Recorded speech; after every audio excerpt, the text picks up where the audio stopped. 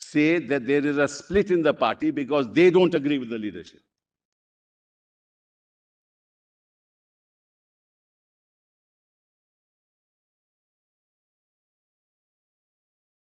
This in turn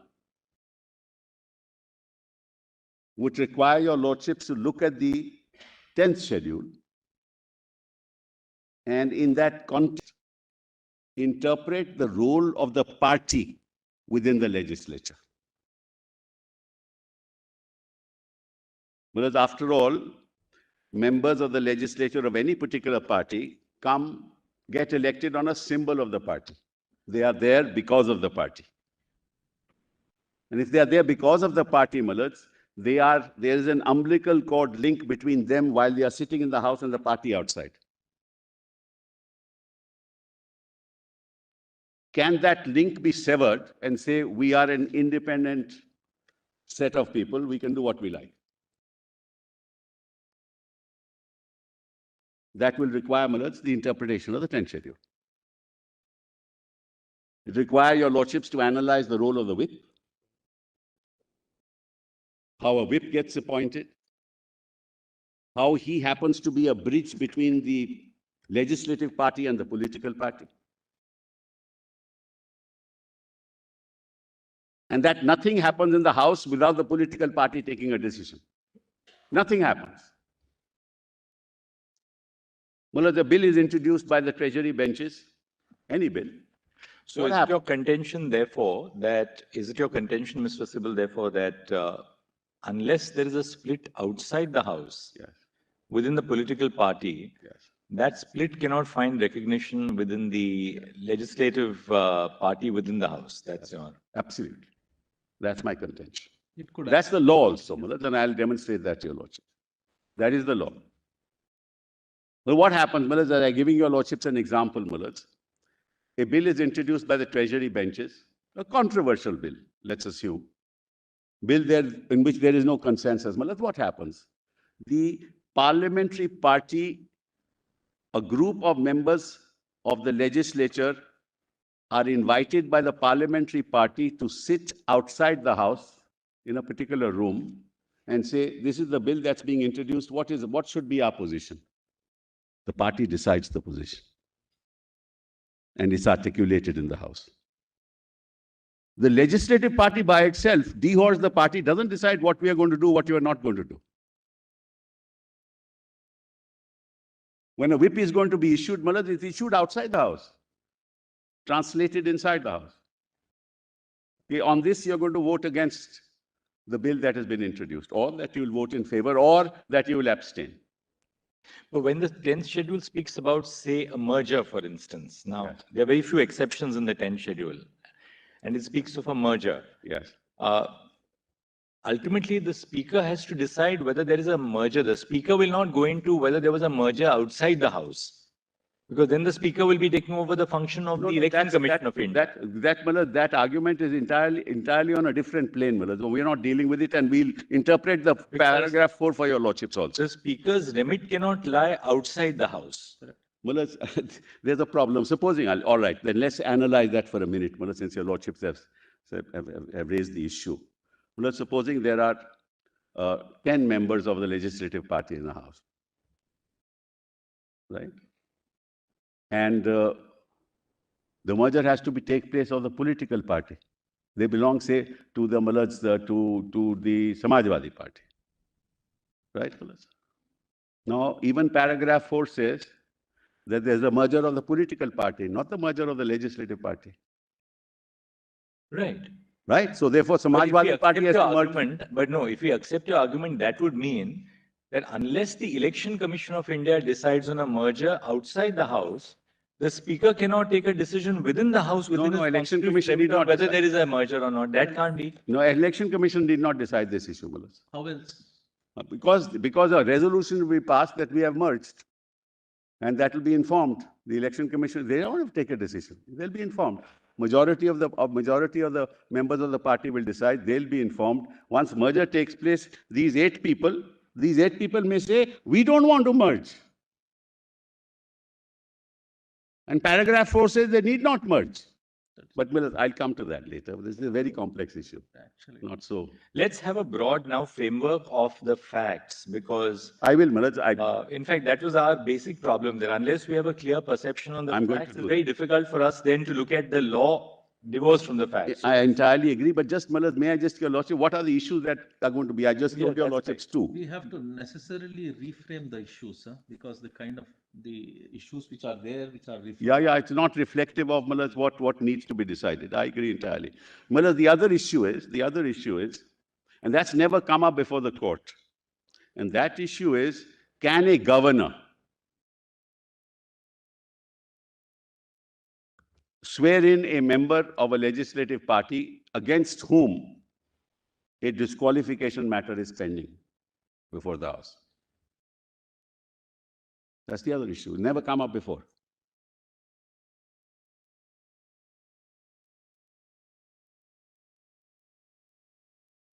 What then are the powers of the governor in matters in relation to disqualification?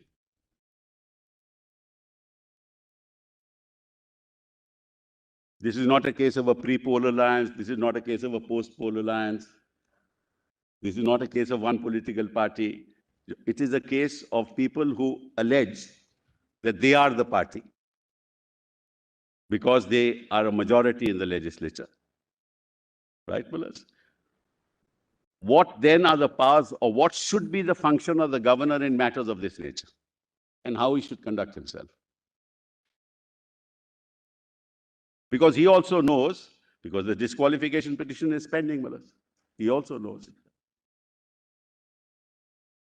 And if the governor does, Mullahs, swear him in as a chief minister, Mullahs, he actually topples a democratically elected government and aids in doing that, because they happen to be majority in the legislature. That's one of the issues that Your Lordships may have to consider. Then the other issue to be considered is, can a court, constitutional court, without referring the matter to the speaker in the facts and circumstances of this case, decide the matter on its own, given the fact that there are no disputed facts?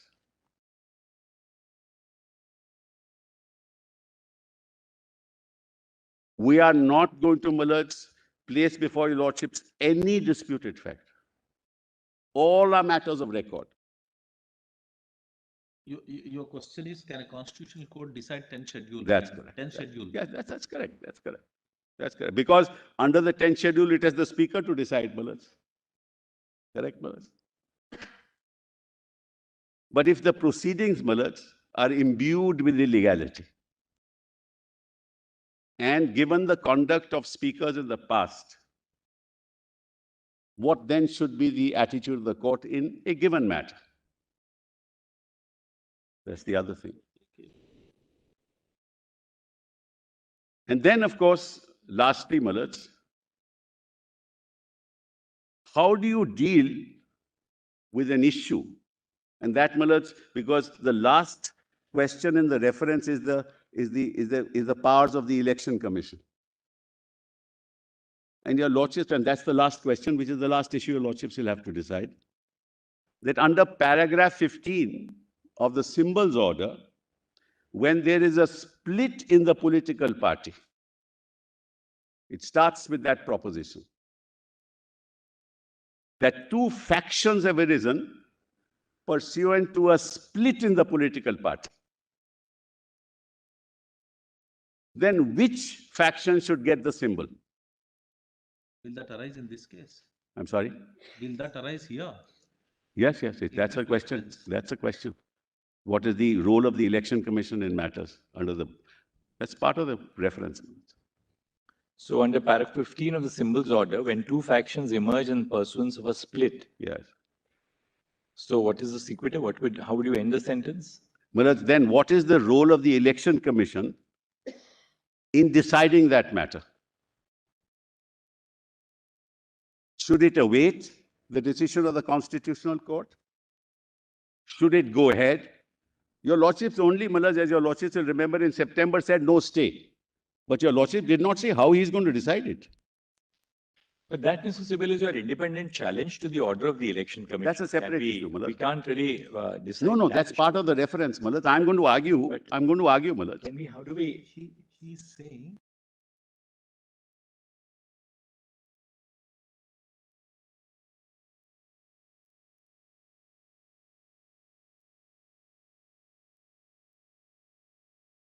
Constitutionally, the election commission cannot proceed.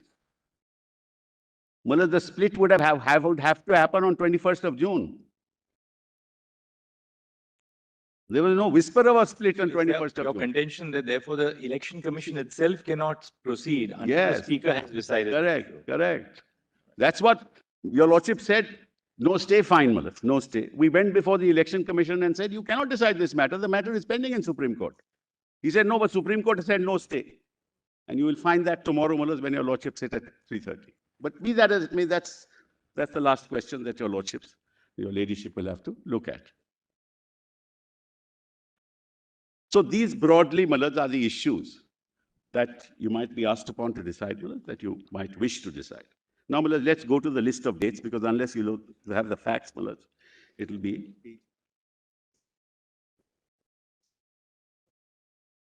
Malad, this is now PDF page 108 of the written submissions.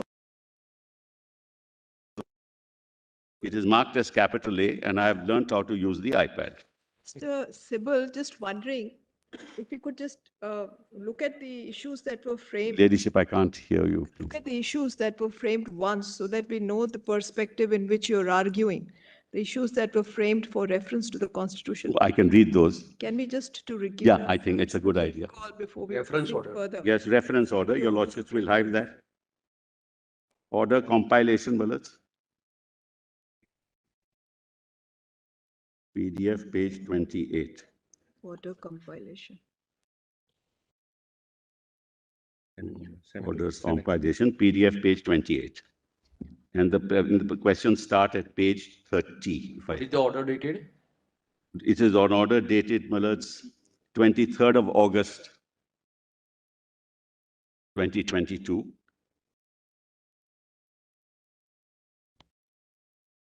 Page 28. Page 28, Malad's, and the relevant part, the question starts at page 30 at the bottom.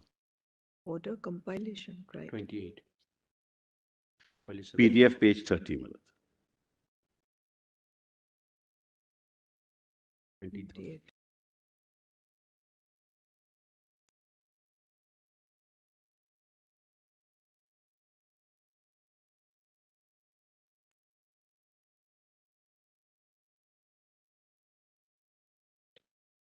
Your ladyship has it? Justice Shah, Malad. Yes.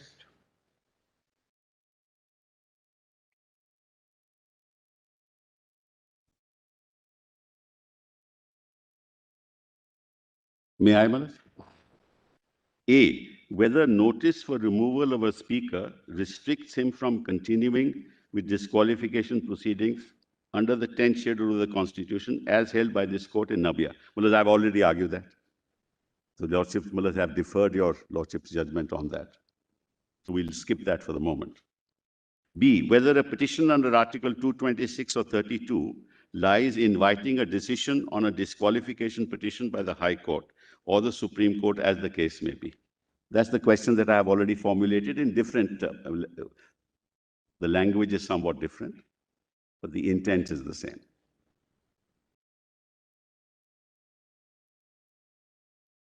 Then C, can a court hold that a member is deemed to be disqualified by virtue of his or her actions absent a decision to the speaker? Actually, B and C are together, Malad. They are interlinked.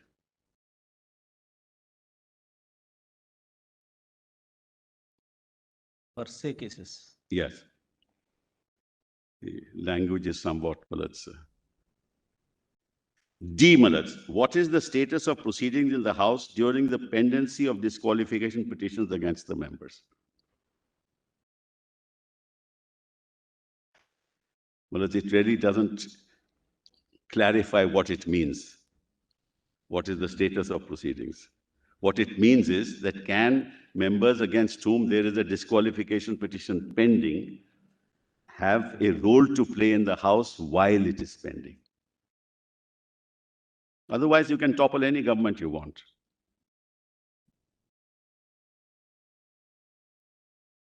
Then E-Malads. If the decision of a speaker that a member has incurred disqualification under the 10th schedule relates back to the date of the action complained of, then what is the status of proceedings that took place during the pendency of a disqualification petition? Now, this question only arises if you allow proceedings to go on. If you don't decide on the disqualification before, then this question arises, because if at a later point in time, you consider them to be disqualified relating back to the date when their act led to a voluntary giving up membership of the party or violation of the whip, then what happens to the intervening proceedings? A government has been formed, actions have been taken, policy decisions have been made. Would it not be better, for the purposes of, I personally believe, democratic traditions, that you should await your hands till the disqualification is decided first, because this problem will not arise then.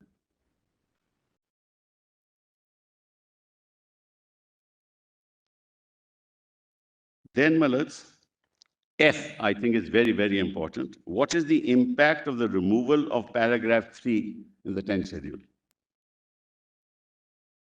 According to me, that's central to the entire issue. Because now you don't have a split. The issue of a split doesn't arise. Which is why, if you want to go to the Election Commission, there has to be a split in the party, not a split in the legislature. That is not on record. No such split.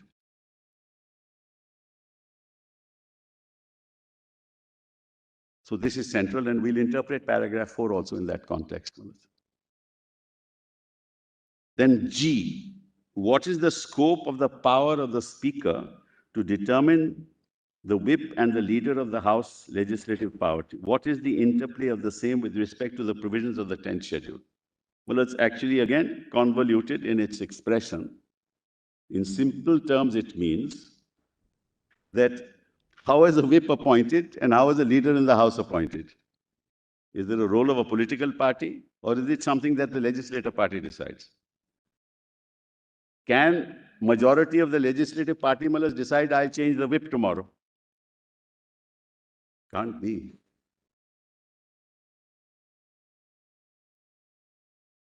So what has happened in this case, and I'll come to the facts, that sitting outside the House, X number of people said, you are no longer the whip. And those are members of the legislature only.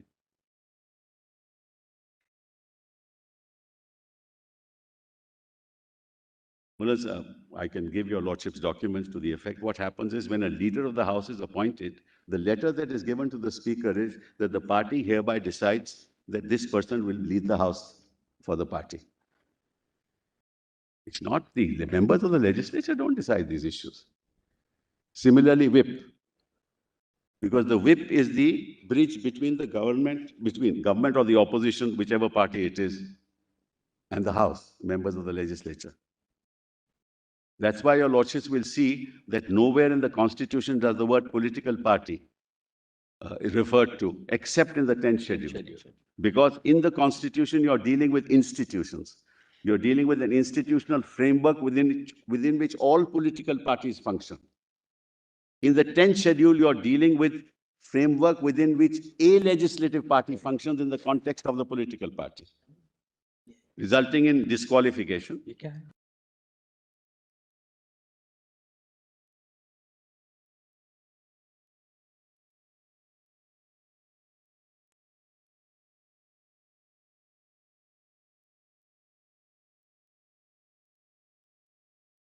Then, H.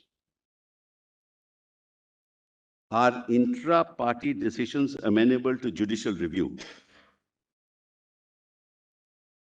I don't think that question arises. There's no intra-party decision in the legislature. So your ladyship is right that we need to look at some of these questions. Then I, what is the extent of discretion and power of the governor to invite a person to form the government and whether the same is amenable to judicial review? Well, it's governor's actions are always amenable to judicial review. That's not an issue at all. Question is, what should a governor do in the context of disqualification petitions pending and which are yet to be adjudicated upon? As a governor, who represents he is a constitutional authority, he needs to protect the constitution and the laws. In this very state, a governor, in the early hours of the morning, gave an oath to the oath of office, made somebody a chief minister, and by the early morning, on daylight, he had to resign.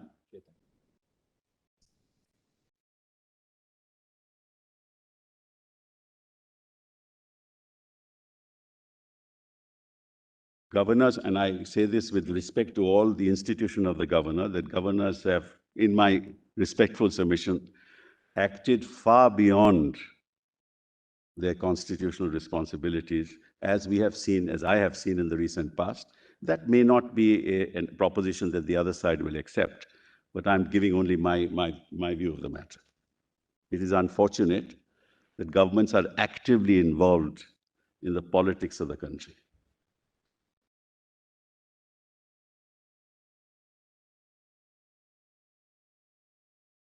Then, the last one. What is the scope and the powers of the Election Commission of India with respect to determination of a split within a party? That's where, the question of para 15 of the symbols order comes in.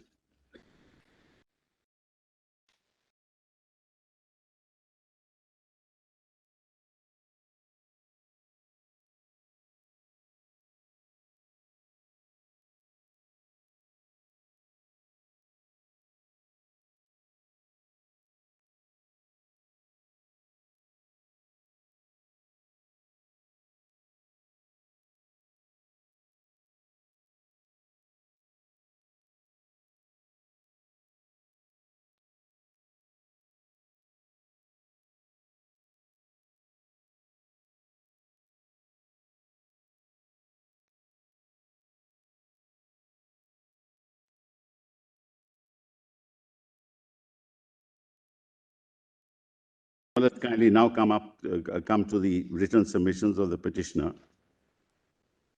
And the list of dates is at page 108. PDF 108. Submission.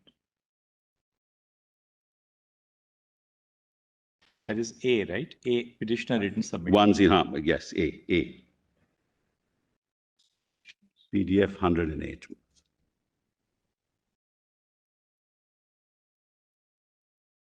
Written submissions of the petitioner.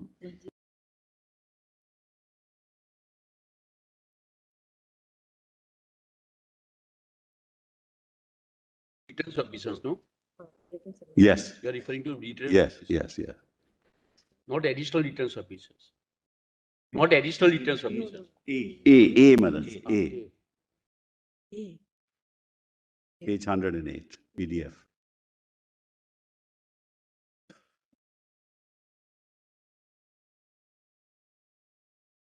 Mr. Sibal, what we could also do is that, of course, we've seen the broad points of reference, but ultimately we'll need to narrow down the reference to the issues which you want to focus on. Yes. And maybe if you could, during the course of the afternoon, share that with the other side. We can have their feedback so that we narrow it down to certain specific issues.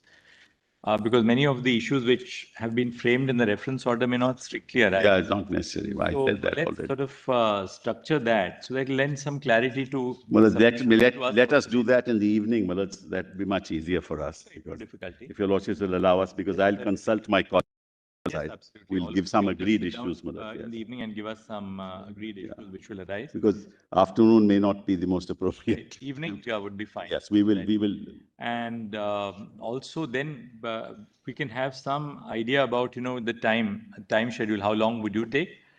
So that then we can so restrict them as well and to certain time. Malas, this side, Malas, will take 3 days, Malas.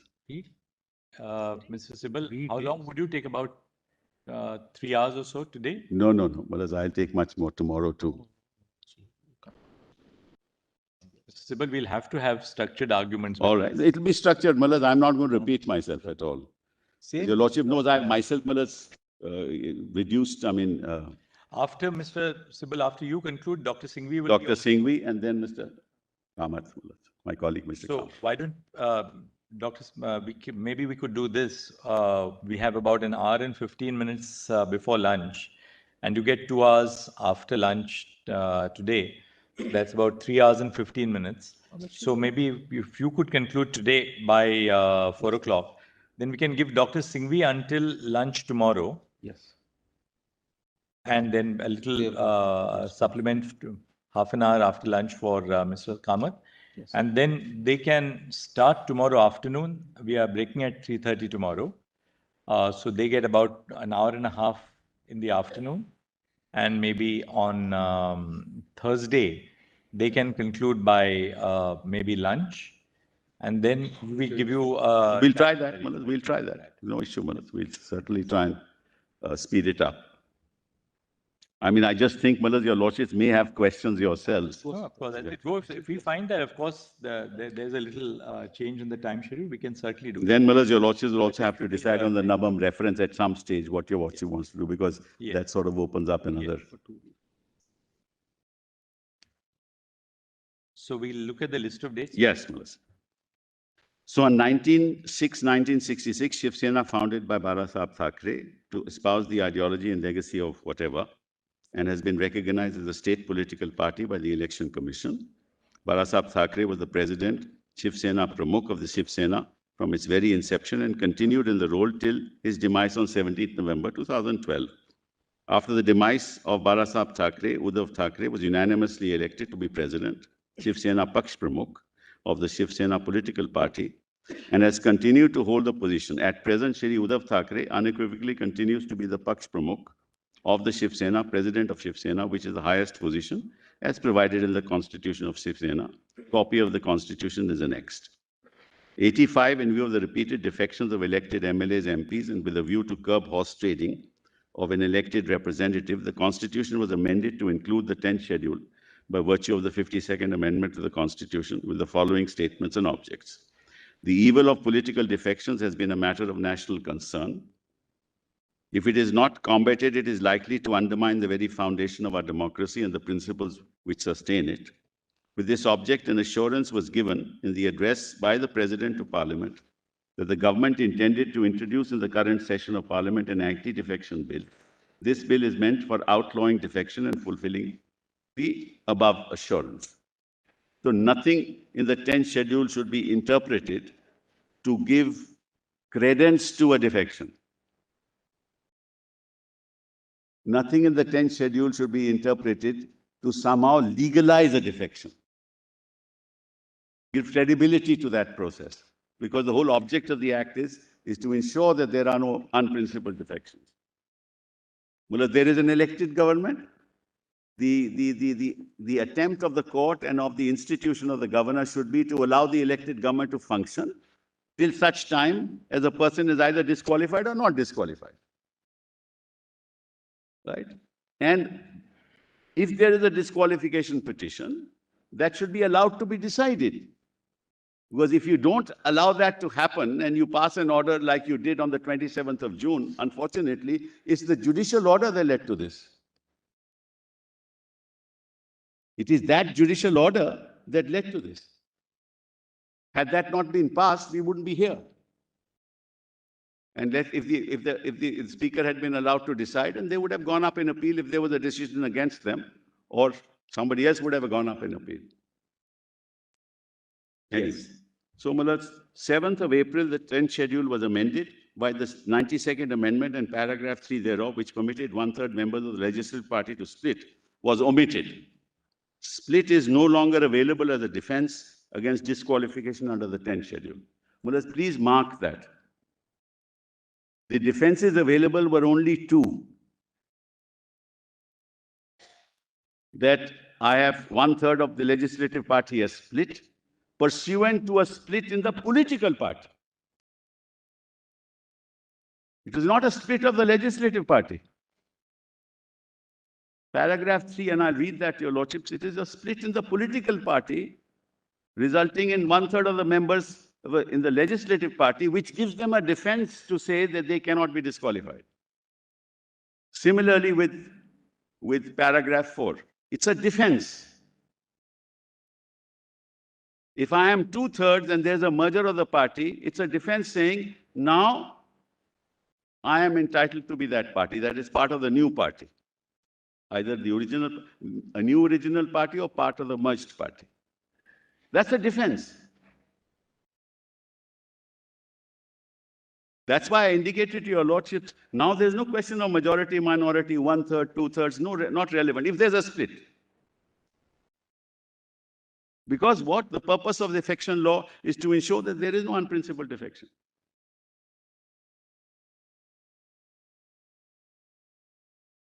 Then, Malads, 23rd of January, organizational elections of the Sena political party for term 2018 to 23 were held, wherein Uddhav Thackeray was elected as president. The results were duly communicated in the prescribed format to the Election Commission on 27th of February 2018. Well, the Election Commission, and that, Your Lordships, is not relevant here. Election Commission in its order says, I don't have your constitution. Therefore, I will not consider that you are about the organizational wing structure. I will not consider it at all. So I go only by what is the legislative majority, and the legislative majority is 38 people from Eknath Shinde group, therefore they get the symbol. Anyway, that's another matter. Then, Malads, October 2019, elections in the 14th Legislative Assembly of Maharashtra were held. The seat distribution in the said election inter se of political parties is following. Your Lordship knows this. You have seen it before. Then, Malads, November 2019, a post-poll alliance was formed between the Shiv Sena, the NCP, as well as the INC called Maha Vikas Agadi to form a stable government in the state of Maharashtra, with the president of Shiv Sena, Uddhav Thackeray, being sworn in as the chief minister. 23/11/2019, prior to the swearing in of Thackeray, the governor hastily sworn in Devendra Fadnavis early in the morning as the chief minister of Maharashtra. This honorable court in Shiv Sena versus Union of India directed an immediate floor test, and Devendra Fadnavis resigned before facing the floor of the House. This only indicates how governors, mullahs, have been conducting themselves. How can a governor have sworn in somebody as a chief minister without knowing that he has majority in early hours of the morning? This order is on 23rd November, Yes, Supreme Court's order. yes. Oh, the order, I just... 2019, 10 SCC 809. Tell me later. Yes. Then it's mentioned. Anyway, April, May 2020, governor has been at loggerheads with the 2511. Oh, 2511, Sunil Prabhu. Now, this is important. 2511, Sunil Prabhu is appointed as chief whip of the Shiv Sena Legislative Party with the blessings of Uddhav Thackeray, president of the Shiv Sena political party, and the same was duly notified to the Speaker of the Maharashtra Legislative Assembly.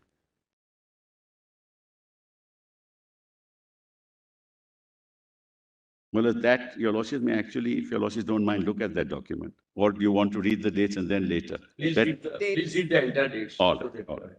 Break of Then April, May 2020, the Honorable Governor has been at loggerheads with the MVA government and has almost created a political crisis. Governor was sitting on Shri Uddhav Thackre's recommendation for nomination to the Maharashtra Legislative Assembly, despite a period of 6 months as an unelected member was about to expire on 27/5/2020. Further, the governor had blocked holding of the speaker's election. No speaker's election took place. Malas, he was not a member of, there was a seat, Malas, for in the Legislative Council, which had to be, Malas, he had to be elected from that seat. He wouldn't hold the election for almost 6 months. This tells you, Malas, how constitutional authorities are acting.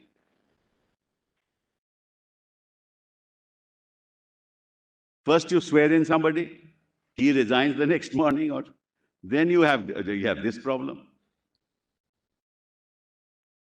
The BJP has been attempting to create divisions within the Shiv Sena, 20th June 2020, in the recently conducted MLC election, wherein despite having the requisite number of MLAs on its side, the MVA alliance led by Shiv Sena lost a seat to the BJP. This was because of cross-voting within the MVA and particularly within the Shiv Sena at the behest of the BJP. Malas, I'm not going to rely on these facts, Malas, because this is disputed. So that these facts I'm not going to rely on. It was widely reported in the media that Eknath Shinde, who was then the Cabinet Minister of Urban Development and Public Works, has, along with certain others delinquent MLAs of the Shiv Sena, gone into hiding in the BJP-ruled neighboring state of Gujarat. Then 21/6, these are the undisputed facts that now start. To contain and allay the apprehensions that were arising in the party post the MLC elections, an urgent meeting of the Shiv Sena Legislative Party was called on the 21st of June. Eknath Shinde, along with certain other delinquent MLAs, did not attend the above-mentioned meeting, dated 21st of June. The party resolved in the said meeting to remove Eknath Shinde from the position of the leader of the Shiv Sena Legislative Party and appoint Ajay Chaudhary instead. Now, this is interesting because this is a matter which your lordships have to constitutionally consider. So a faction, which is the legislative party, decides that I will change the whip.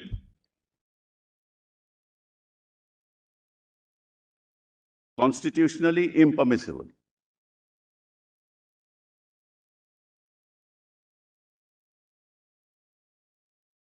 Then, Millets, the decision, then Millets, Eknath Shinde, along with certain other delinquent MLAs, did not attend the meeting. Party resolved in the said meeting to remove Eknath Shinde from the position of leader of Shiv Sena and appoint Shri Ajay Chaudhary instead. The decision to remove Eknath Shinde was communicated by Uddhav Thackeray to the Honorable Deputy Speaker.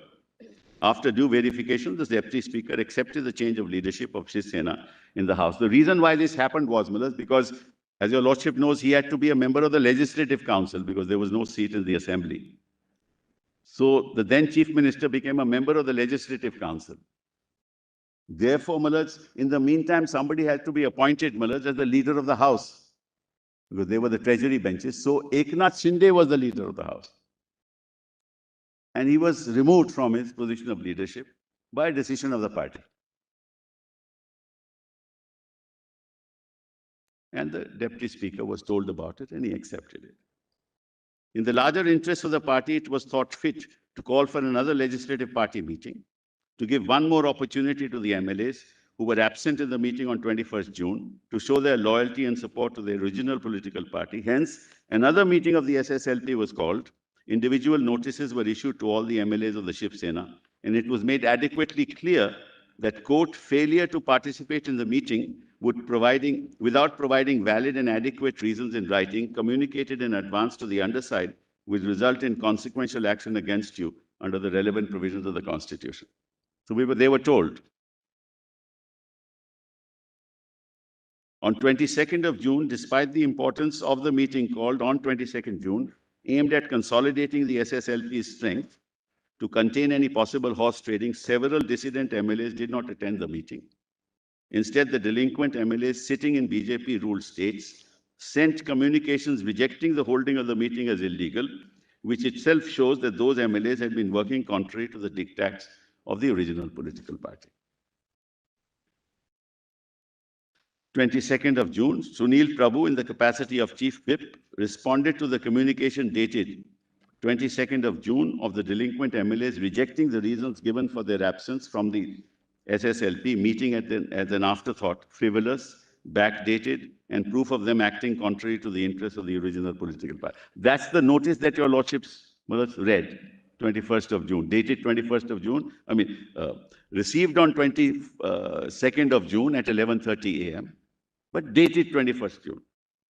Eknath Shinde wrote to the Deputy Speaker communicating his appointment as leader. So now, the legislative party or a majority of the legislative party can decide who they're going to be the leader of the party in the House, of the party, sitting in Assam.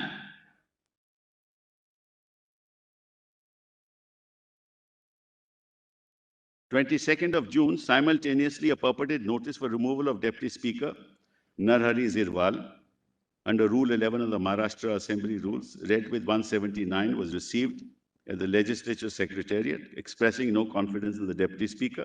Notice was hand-delivered by an unknown courier and not by any MLA. It is also relevant to note that none of the purported signatories of the notice had personally delivered any such notice, nor it was sent through the registered email address of any of them. The Shiv Sena Legislative Party in its meeting took note of Shri Eknath Shinde and rebel MLAs and the fact that they had indulged in anti-party activities and were trying to destabilize the MBA government. In view of this, it was resolved that the Shiv Sena Legislative Party meeting at the then CM's residence, that necessary legal action shall be taken under the 10th schedule against the errant MLAs. Now, who is CM? CM Malaz is a member of the Legislative Council.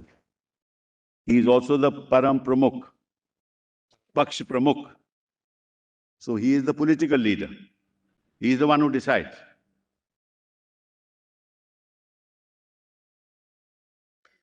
On 23rd of June, Sir Sunil Prabhu filed disqualification petitions under Para 21A, seeking disqualification of Eknath Shinde and 15 other delinquent MLAs of Shiv Sena. 24th of June, it was widely published in the news reports that the rebel MLAs led by Eknath Shinde were acting in collusion with BJP, and their entire logistical arrangement in Guwahati was made by the BJP leaders. 24th of June, Secretary of Maharashtra Legislative Assembly received an email from an advocate named Vishal Acharya attaching notice for removal of the Speaker dated 21st of June. On the same day, the Secretary of the Assembly communicated the decision of the Deputy Speaker to the email of Vishal Acharya, refusing to take on record the communication dated 22nd of June until the genuineness and veracity of any such communication and its signatories was ascertained. 25th of June, one of the dissident MLAs, Deepak Kesarkar, in a live interview declared that the dissident MLAs had formed a new group and named it Shiv Sena Balasaheb, and had also announced that they will have a separate leader whip, office, and everything else, just like a party has.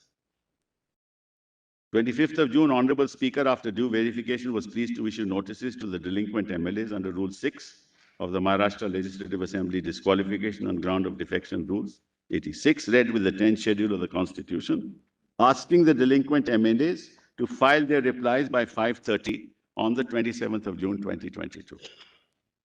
On 25th of June, the National Executive Meeting of the Shiv Sena was held. The said meeting was attended by over 163 representatives of the National Executive, and the leadership of Uddhav Thackeray as the President of Shiv Sena was unanimously and equivocally accepted by the National Executive.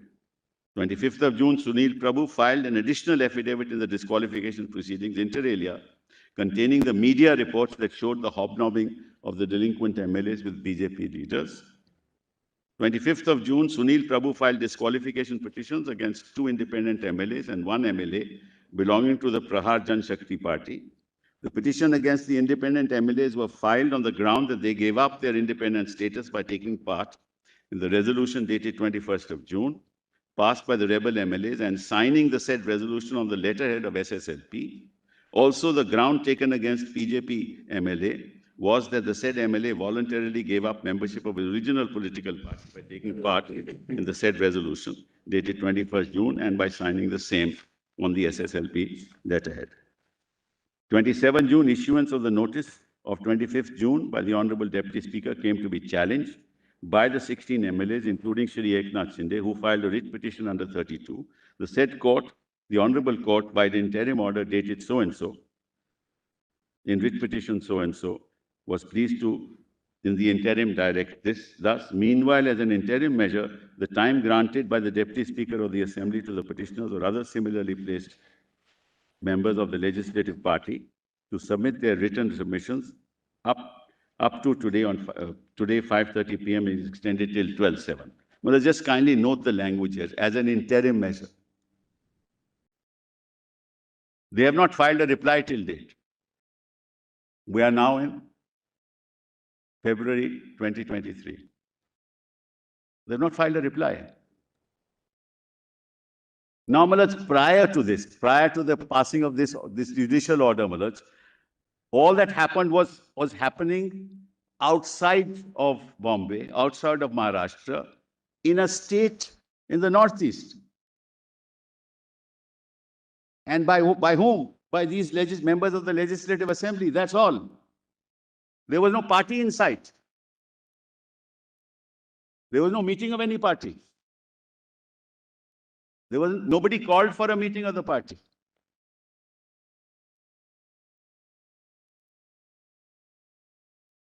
And these are undisputed facts, Malaj.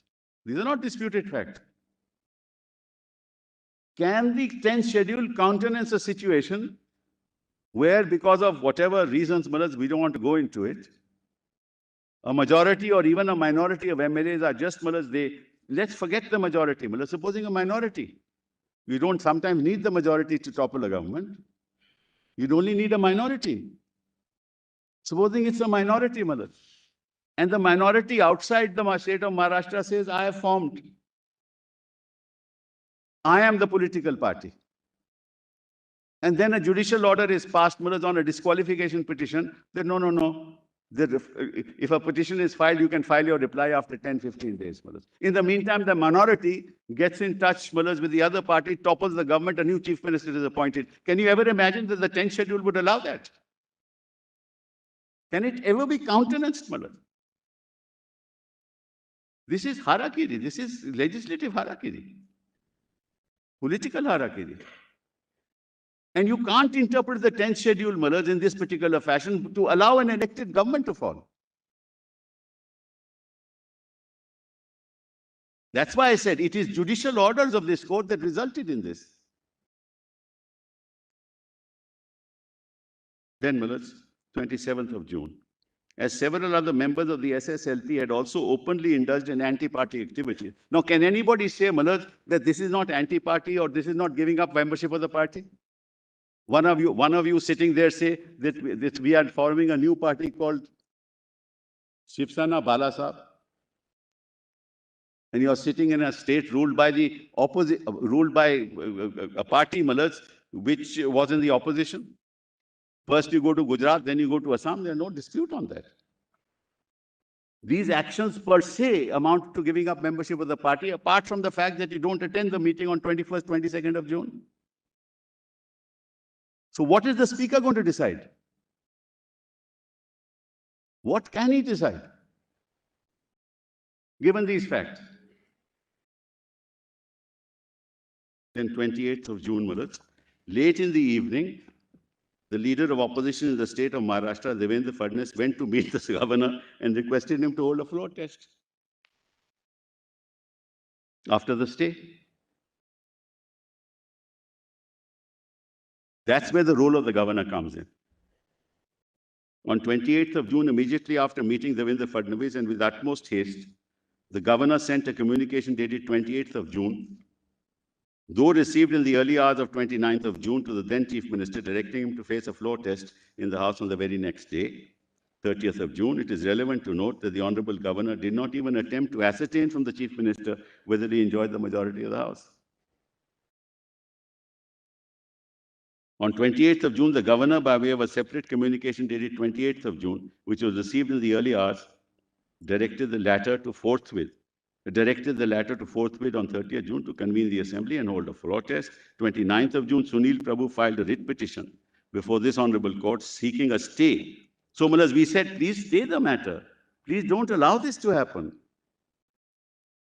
Of the directions of the floor test in view of the fact that the disqualification petition of 42 MLAs under the 10th schedule are pending. By order dated 29th of June, in writ petition so-and-so, this court was pleased to direct as follows. having given a thoughtful consideration to the rival submissions, we do not find any ground to stay convening of the special session of the Maharashtra Assembly. How? Vidhan Sabha on 30th June, tomorrow at 11 a.m. and with the only agenda of a trust vote.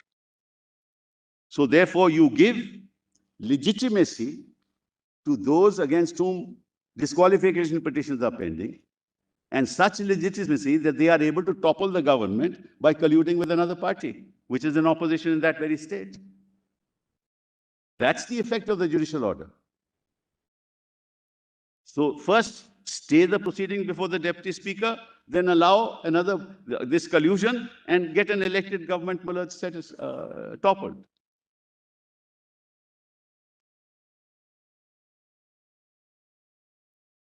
What used to be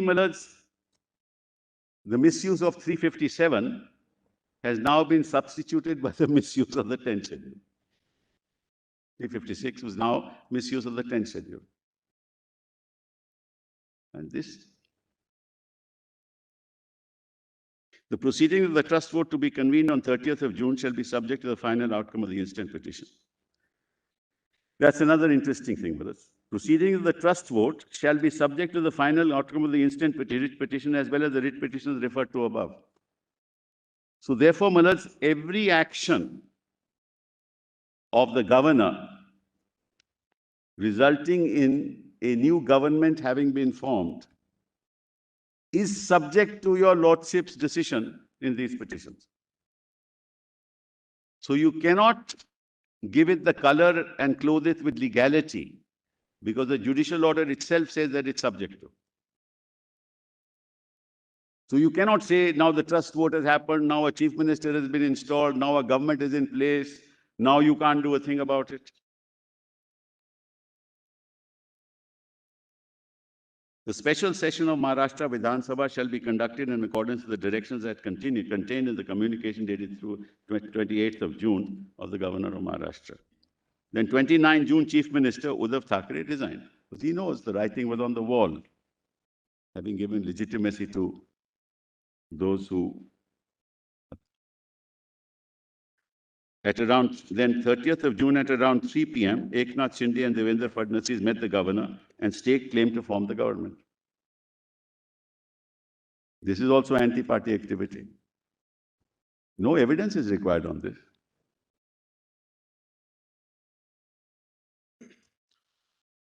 Then 30th of June, the governor, without taking into account the fact that the membership of Eknath Shinde itself was in dispute, here again the question of the governor comes in dispute. In the imminent disqualification petition pending against him, swore Shri Eknath Shinde in as the Chief Minister and Devendra Fadnavis as the Deputy Chief Minister of Maharashtra. The Honorable Governor thereafter directed Eknath Shinde to prove his majority on the floor of the House. We knew that everybody knows that he would have the majority thus. You can fool the constitution, but not the arithmetic. Then the governor, without taking into account the fact that the members, and I've read that. Then 30th of June, due to their anti-party activities which unquestionably amounted to relinquishing membership of the Sena political party, Shri Shinde, Tanaji Sawant, Uday Samant, and Gulab Rao Patil were removed from their positions in the organizational setup of the party by the undisputed president of the Sena, Shri Uddhav. Well, just note here, no meeting of any political party took place at the instance of Eknath Shinde.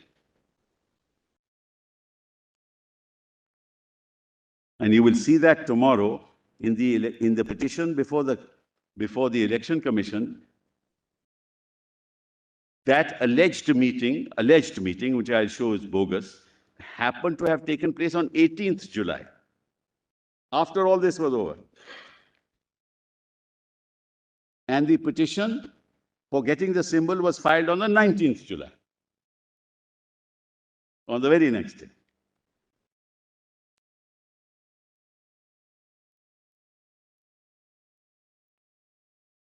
Then, Malads, one second. Yeah, I'll take it. Then, Malads, 1st of July, 2022, Shiv Sena Secretary sent a letter to the Election Commission intimating the authority regarding the removal of Eknath Shinde from the positions of Shiv Sena and change in the organizational setup of Shiv Sena thereto. Also, by the separate letter, the Shiv Sena Secretary intimated the ECI regarding the removal of Tanaji Sawant and Uday Sawant from the organizational position of Shiv Sena. Similarly, the Shiv Sena Secretary sent another letter to the Election Commission of India intimating the authority regarding the removal of Gurab Lal Patil from the organizational position of Shiv Sena. On 1st of July, an application for directions, IA such and such, was filed by Sunil Prabhu in the present writ petition seeking an interim order suspending the delinquent MLAs against whom disqualification petitions have been filed till the final adjudication of the 10 scheduled proceedings. The said application was mentioned before this court for urgent interim listing, wherein this honorable court directed to list the application along with the writ petition on 11th of July. Then 2nd of July, the Principal Secretary, Maharashtra Legislative Assembly, circulated working order for conducting election to the office of Speaker on 3rd of July. The said agenda showed that the name of Rahul Narvekar was proposed by the BJP MLA and the name of Ranjan Prabhar Salvi was proposed by Shiv Sena. So this Rahul Narvekar was proposed by a BJP MLA because he happened to be a member of the BJP. Then 2nd of July, Sunil Prabhu, acting as Chief Whip, issued a whip. Now, till that day, Sunil Prabhu is still the whip.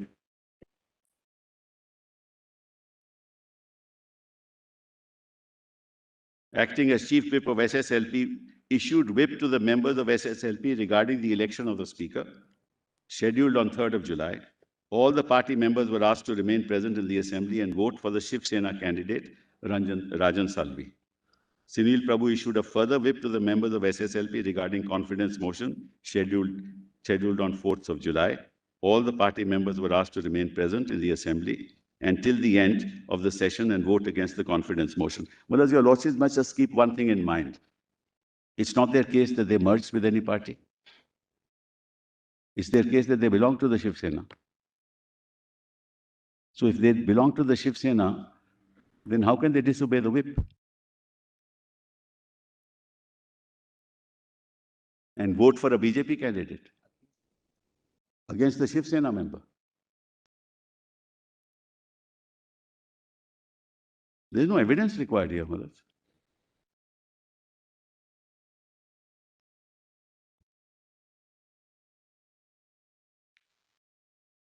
Then on 3rd of July, Ajay Chaudhary, acting as the leader of the SSLP, submitted a letter to the Deputy Speaker requesting him to conduct the election of the Speaker of the Legislative Assembly by division of votes. Ajay Chaudhary on the 3rd of July submitted a letter to the Deputy Speaker requesting that the votes cast by the members of the Legislative Assembly who have incurred disqualification should not be considered during the election of the Speaker. 3rd of July, the election for the office of the Speaker of Maharashtra Legislative Assembly was held. Rahul Narvekar, the candidate for the Bharatiya Janata Party, was unconstitutionally elected as the Speaker of the Maharashtra Legislative Assembly after getting a total of 164 votes. During the elections, it was recorded by the Deputy Speaker that 39 delinquent MLAs of Shiv Sena Legislative Party, led by Eknath Shinde, had voted against the party whip. Now, at this point in time, there is no other whip.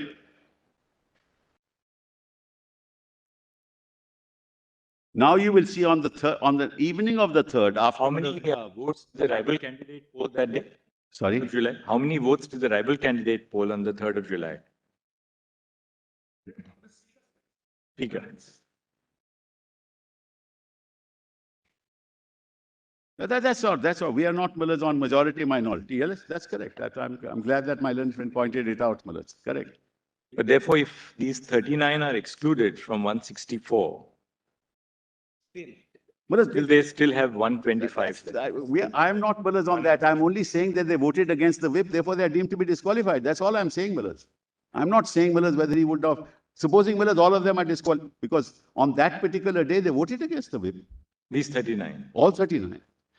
No, but therefore, if you exclude these 39 Yes. from the 164, Yes. they're still down to, they still get 125, right? That's right. Facts. Your Lordship is right, Maharaj. I am, at the moment, Maharaj, I am not challenging. At the moment, Maharaj, Because this comes soon on the heels of the trust vote, which takes place on the 30th. yes. So this is now an indicator within 3 days. Trust vote happened on the 4th. Because Mr. Sibal, Trust you vote don't happen on the 30th, Maharaj. right. You don't ultimately you don't face the trust vote. Yeah, I don't, Maharaj. So therefore, it is held on the 4th. And we challenge the trust vote also. We've challenged all decisions, the election of the speaker, trust vote, whatever. All that is challenged. Maharaj, the question is, at the moment, Maharaj, we are dealing very, very limited issue. One, should the courts have given time? That's a separate issue because Separate. it's an order which is an interim order. Yeah, it's an interim order. What was the result of that, Maharaj? These people were able to topple the government without the disqualification petitions having been decided. There was an elected government, Maharaj, which was in power. The 10th schedule was used for the purposes of toppling an elected government. And supposing tomorrow, Maharaj, your Lordship holds by these actions, which are uncontroverted, that they disqualify themselves both on both counts, 2(1)A and 2(1)B. What will be the result?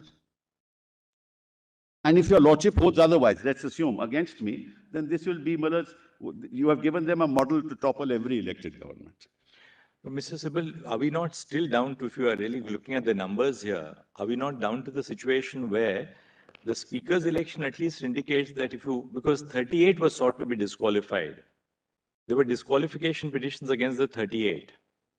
Now, if you exclude the 38 for a moment from the 164 who voted in favor of the resolution for the speaker, you still have a situation where that's in very close proximity to the date on which the trust vote was to be held on the 30th. Yes. Now, you resign, right, on the 30th. Yes. And therefore, is this not really clearly an indicator that even excluding these 39? That's all right. The speaker could have been, Maharaj. Yes, I'm not disputing that, Maharaj. I'm not sure what the arithmetic is. Manoj, what you, my Lord. Half 145 is the halfway mark, Maharaj. Manoj, what my Lord the Chief Justice You asked. deduct 34, you are below, Maharaj. I'm sorry. In fact, the arithmetic is the other way. No, my Lord, 288 was the total. Yeah, strength just of the the number. assembly. Just give it. 288 We'll just was the give you the total strength of the assembly. The actual, Just 1 second. yes, Total strength of the assembly. 288. That was there from Mr. Sibal's chart, which we Right. saw. Actual votes received by Mr. Narvekar were 164, which is over the 50% mark of 144. Just 1 second. Just one second. Total So strength the of the half assembly. mark would be 145. Just a 1 second. yes. 164. So if 144 is the halfway mark, 145, 164 votes were received by Mr. Narvekar if the strength was taken to be 288. If 39 MLAs are excluded from the strength of the Legislative Assembly, the effective strength comes down to 249. 249. And out of those, Just 1 second. 249, half of it is 249 and then. and the effective votes received by Mr. Narvekar were 125, which is over 50% of the votes required. So under any circumstance, even if 39 MLAs are removed. Plus, there were only 16 disqualifications. Yes. Plus on that date, there were only 16 disqualifications, but I'm going a step further. Even if there were 39 disqualifications, even then Mr. Narvekar was through. what is the halfway mark of 249? 124, Maharaj. 120. 125. And he had 125. Exactly the same. Yes. And at 12:01, they move a resolution expressing expressing no confidence. It is defeated And 175. and later again and defeated. Oh. Maharaj, there were 3 independent disqualifications also, apart from this. 1 second, hold on. Now, maybe the issue was argued. 1 second, It 1 was second. pointed out that in under any circumstance. Sir, 1 second, 1 second. There were 3 disqualification, independent also were subject to disqualification. So it makes it below 125. Total is 41. But then the strength of the house also comes down. That's all right, but you don't get the majority then. But Malad, as I said, we are getting involved in issues that are not an issue before the court. 49, we will have to exclude the independents also. And therefore, the halfway mark will accordingly be that. Is that what you say? So the total, let's go over it again. Total strength of the assembly is 288. Yes, The halfway mark is 145. that's right. Excluding the 39 Shiv Sena MLAs Plus, and plus 3 independent MLAs. Just 1 second. it'll be 246, Malad. Just 1 second. And they would be having 122. So the strength of the house was 287. But Malad, the 10th schedule doesn't talk of any of this. You can So do we the then come arithmetic. to, we would be down to 42. 42. There's, yeah, that is 42. So the effective house strength of the house comes to 288 minus 288 minus 42, Yes, which yes, is yes. 248 and 246. 46. 123 is the halfway mark. Malad, whether they won or lost is not the issue. They'll still be disqualified. No, we just, that's all right. The constitutional argument. 124 is the halfway mark, Malad. 123, 246. 124. 123. 123. 123. 246 minus, Malad, it has to be, one more has to be given for halfway mark. So halfway mark is 123 and Narvekar gets 125. 3 more Malads No, are the disqualified. of 3. You have included those 3. 164 minus 42 Malads. Yes. Inclusive of So 122.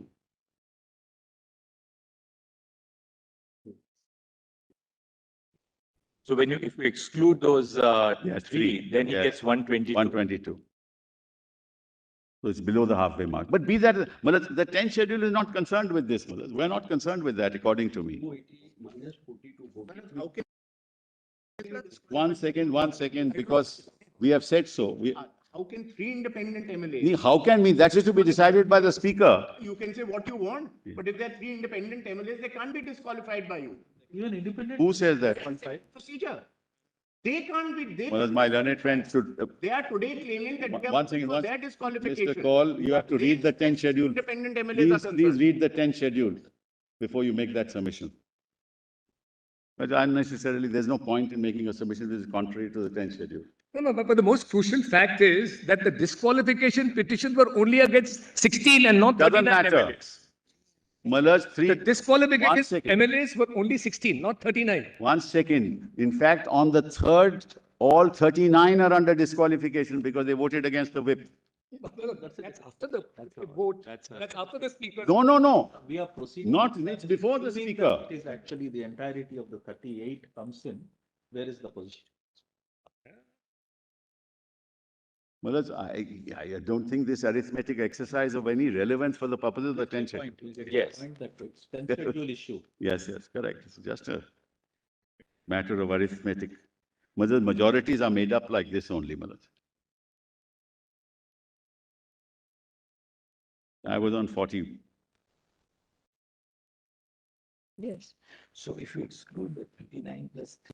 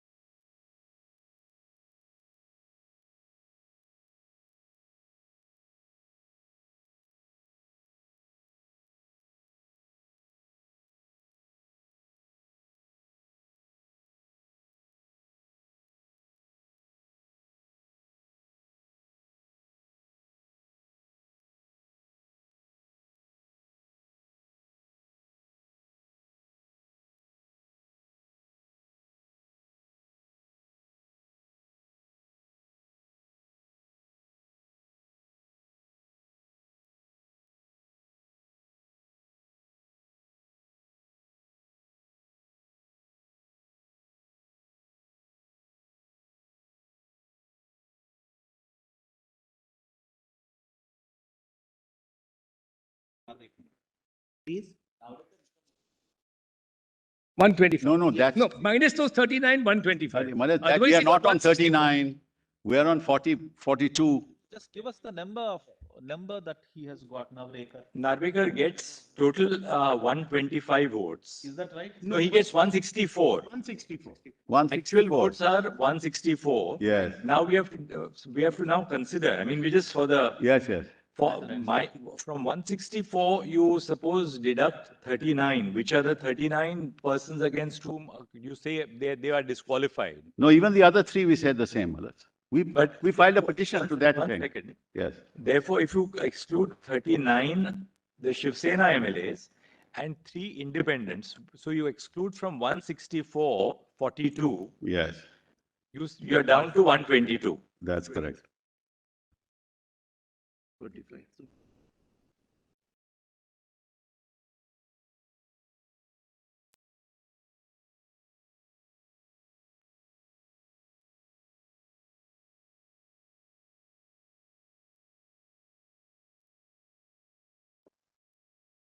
But they only had 107. They got 107 votes for their speaker candidate. I think one MLA had died as well. When was that? So the actual strength was 287, right?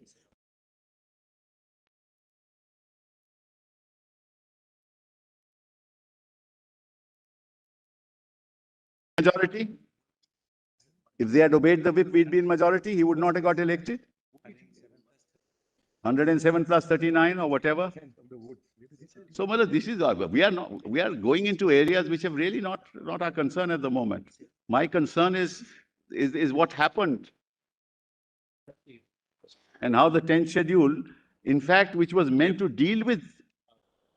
Mr. Sibal, therefore, it also appears that apart from the 39 Yes. who, according to you, were disqualified, the 3 independents, of course, that you say they shouldn't have, they are also liable to be disqualified. There are other members of your legislative party who also voted in favor of Mr. Narvekar, that means. Yes. No. Some remained absent, Malad. They didn't vote. They didn't vote for that. No, Narvekar polled 122. Yes. After excluding 39 SSMLAs Yeah. and 3 independents, 42. Narvekar still polls 120. Correct. So some must have been absent, Malad. Some would have been absent. There were 13 independents, Malad. There are 13 independents, various parties, SP, PJP, CPM, DVA, MNS, Swabhiman Party, Rashtriya Samaj Paksha, KSP, all kinds of parties are there.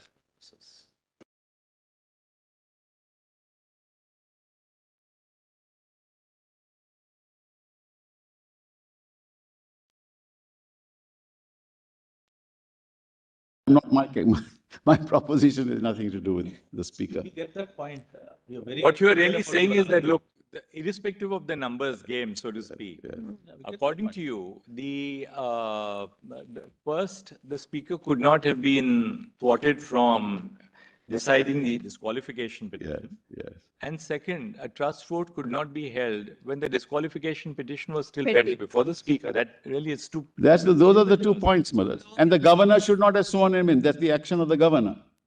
He could not have sworn in a man, Malad, who is facing disqualification. But Mr. Sibal, we also have to go into the wider issue as to whether can a trust vote in that sense, or should a trust vote be postponed? Yeah. Really, because the disqualification petition is pending. Pending. No, Malad. The question is whether time should have been given to them. It all comes down to 27th of June. 27th, yes, that's the first. So, Malad, the trust vote only happened after that, Malad. Had that not happened, the trust vote would not have happened. So therefore, in other words, what you are arguing is that the issue relating to Raman, 10 schedule Yes. must be done later. Yeah. And what is to be decided is about the status of the party outside the legislative assembly, Yes. which is to be determined whether there is a split or a dissension in That's the right. party as a primary issue. I'm deeply And obliged. once that is decided, Correct. the question of 10 schedule triggers in thereafter is your argument. No, trend schedule triggers immediately, Madan. 10 schedule will trigger Immediately, yes. because, but for 10 schedule, what is to be seen is the events with respect to the political party, not the legislative party. No. Well, the 10th schedule cannot be subverted by members of the legislative party Correct. taking a decision that there is a split in the party That is what I'm saying. without there being a split in the party. That's what I'm saying. Yes. That's your primary argument is that. No, my Lord is saying what I'm saying. That's what my Lord is saying.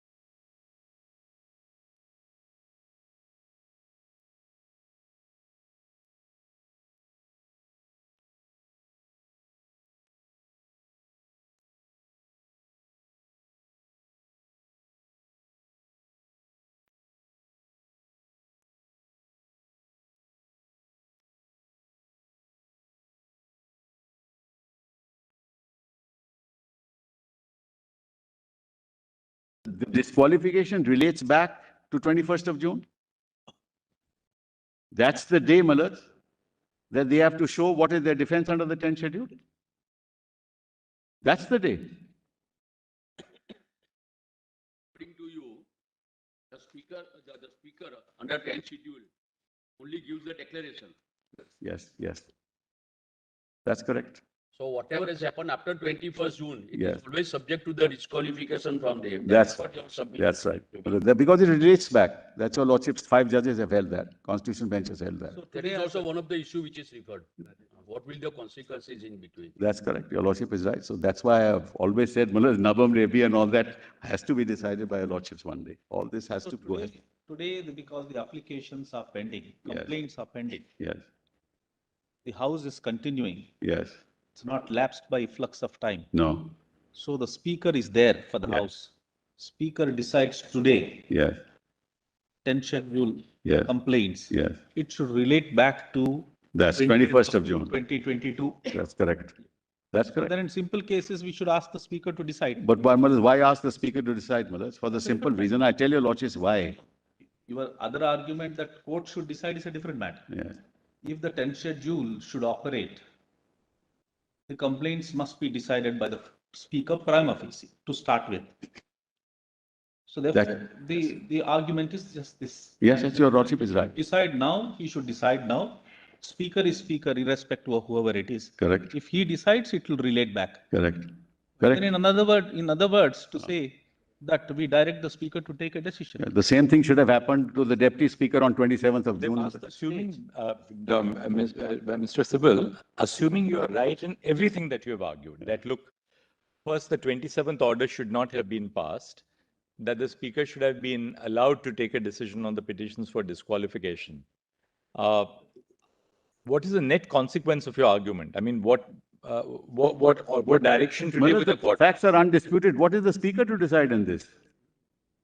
Mullah, what is the speaker? I want to know what is the speaker to decide? What is the, Mullah, what is the speaker? Mullah, they have not filed a reply till date. No, but the question is, who decides? I mean, the court can't take a decision. Why not? Mullah, the court decided. The court decided, Mullah, in Rana. Well, the power to decide a They disqualification. did decide in Rana, Mullah. 5 judges decided in Rana, saying that we will not send it back. The facts were undisputed. Mullah, there can be no defense, Mullah, because under the 10th schedule, there is no defense except a merger. What is the speaker to decide? And then your lordships will say, we can't issue a mandamus to the speaker to decide within 7 days. Then there'll be a constitutional issue referred to 5 judges then. Because you can't issue a mandamus to the speaker. Justice Nariman says within 3 months you should decide. No speaker accepts that judgment. That Well, where are we going? got referred to constitutional bench. Where are we going, Malad? Chandra. Malad, the point is, For raising the question, it'll require reconsideration of Kyoto. I'm myself saying so, Malad. No, you please, whatever it is.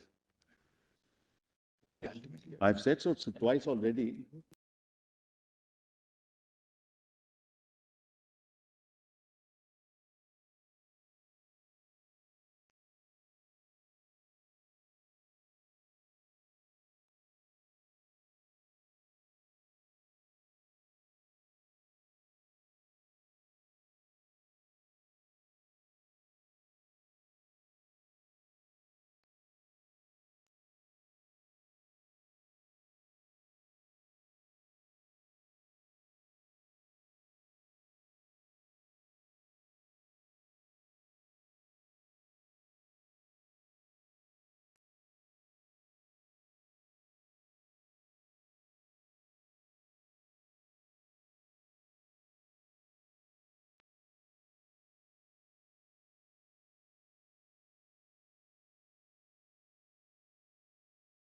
It's only a merger, Malad. That's not their case. But, Mr. Sibyl, just as you say that, look, on the 27th, the speaker could not have been stultified in taking a decision on the disqualification petitions. Once we adopt that principle, then we have to be consistent and apply that principle across the spectrum. Because there's a very valid point which you are making, which is that the speaker himself is a constituent, or the speaker themselves, I shouldn't say himself, the speaker themselves are constitutional authorities. Therefore, the Speaker has to take a decision under the 10th schedule. Right. If that is so, then we have to be extremely circumspect about, replacing the mechanism, the institutional mechanism which has been provided by the 10th schedule itself. The problem in this case is, Malad, that this is because we perpetuated an illegality. Now the Speaker came into existence by perpetuating an illegality. And now you are giving the close of authority to that Speaker who has actually come into place because by But we can't reinstate the earlier Speaker because there we are trenching upon the in authority of the Arabia, you House. did it. In Arabia, you did it. You in fact reinstated the entire government. I'm not saying you should do it, Malad, but if your lordship asks me that question, that's exactly what happened in Arabia. Simple, would the court not be getting into the thicket of the entire gamut by virtually clothing itself with the powers No, of no. the Speaker? Malad, no, because the facts are undisputed, Malad. That's why I said these are undisputed documents. There is no political thicket here. What you're saying is put the clock back in every which way. When you say a Speaker, Because what? Ultimately, Mr. Zibal, it will boil down to this. You have to say that, well, if you are logically consistent, that retrace your steps to the position in which we were before the 27th of June. That's what I Allow said. the Malad. political. When I argued Nabam, that's what I said, and the court accepted it. That's exactly what I said. Because you cannot, Mullah, this is all staring us in the face. As I said, forget a majority, minority. Mullah, even 5 people can dislodge a government by saying that, all right, you have a trust vote now, new speaker is appointed, then every time the same thing will happen. Mullah, your lordship looks at it the other point of view. If you do not, Mullah, stop this menace now, it will be perpetuated. That's the other issue. I'm not saying your lordship, whatever your lordships will do, will be acceptable. No, we are trying to explore that even assuming that your argument is correct, where does it lead the constitutional court to? I mean, therefore, that's something which we would like. There are many things you can do. Your lordships can say you decide it within 7 days and you challenge the order if it's against you before us after 7 days. Sorry, come again? You decide it within 7 days. They have not even filed a reply. Speaker. Yes, let's assume, I'm giving your lordships your options. Decided within 7 days. We are sitting here. If there's an order against you, come up and appeal and then we'll decide the matter. that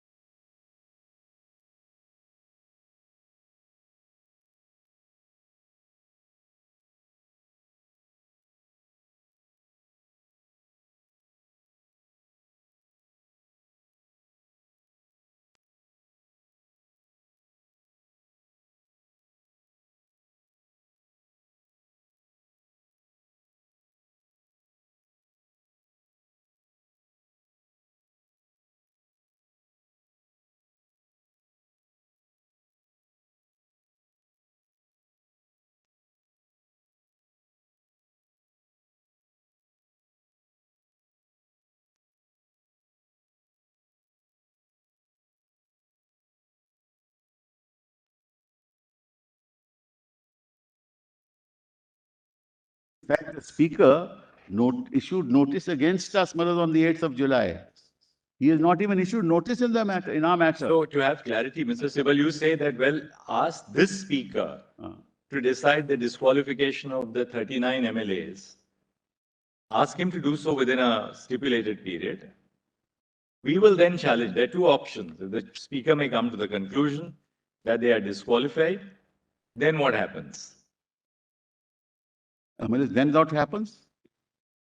These 39. They will come, they will come in appeal. No, but then how does that affect, what is the consequence practically in terms of the trust vote which takes place? The speaker, all right, assuming that the court has the power. The chief minister will go, How? But 164(1)(b), he cannot hold office. 1 second, hold on.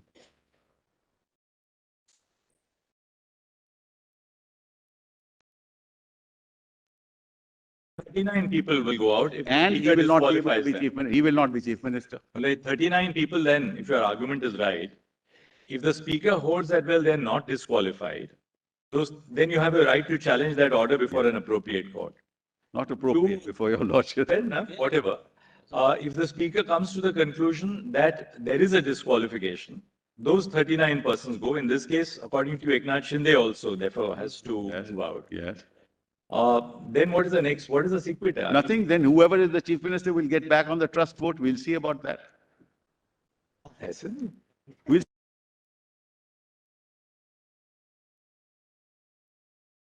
This court's order on 29 said trust vote is subject to these petitions. See, the question put to you is, All proceedings, Manoj, all proceedings.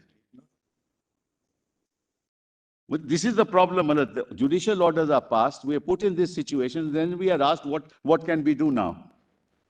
No, we are not saying what can we do. Yes, We your are, lordship, we are, we are what will asking you happen? what is your submission on what we can do? No, that's what your lordship have put Mr. it to Mr. me. Tibble, ultimately, you are arguing a constitutional point, but we have to also factor relief which a constitutional court then should give or is capable of granting within the format of the constitution to take the argument to its logical conclusion. So we are not for a moment saying that your argument is incorrect. What we are trying to do now is to test what are the limits of your argument. As I told you, How far does the court The go? limit, I mean, your lordship is right. That's why did I say 7 days, Manoj? Because your lordship puts it to me, ultimately what should be done. And I said to your lordship, all right, give him 7 days. But then the question will arise, can you issue a mandamus to the speaker to decide within 7 days? And there'll be a constitutional crisis because the speaker will not obey. that we don't know. I don't know. It is possible. It has happened before. It has happened before. Megachandra is the only case where there is a direction for an early disposal of the petition. That's the only exception. Yes, And that again got referred to a constitution then saying that you can't direct the. correct. Normal as But. Justice right, Nariman's but it's judgment. very-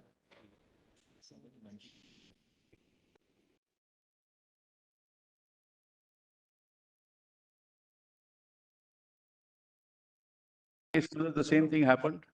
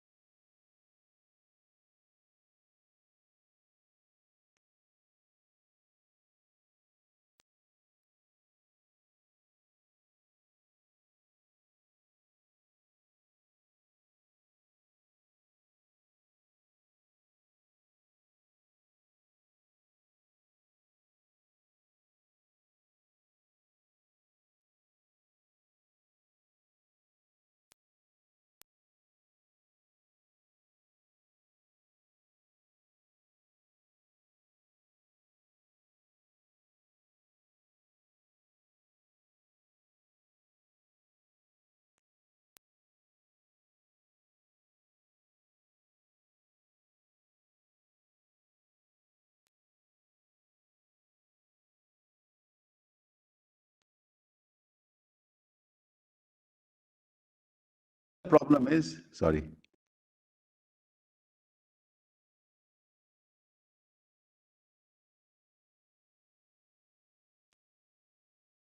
Fundamental issue. We've challenged Muller's decision of 3rd of July.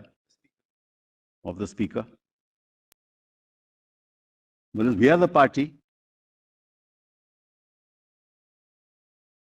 That's fundamental before anything is done by the Speaker.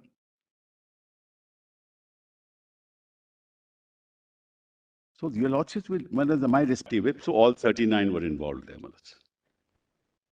So 16 earlier, then on the 27th, Malaj, the balance 22, for which Malaj notice has not yet been issued, and all 39 now.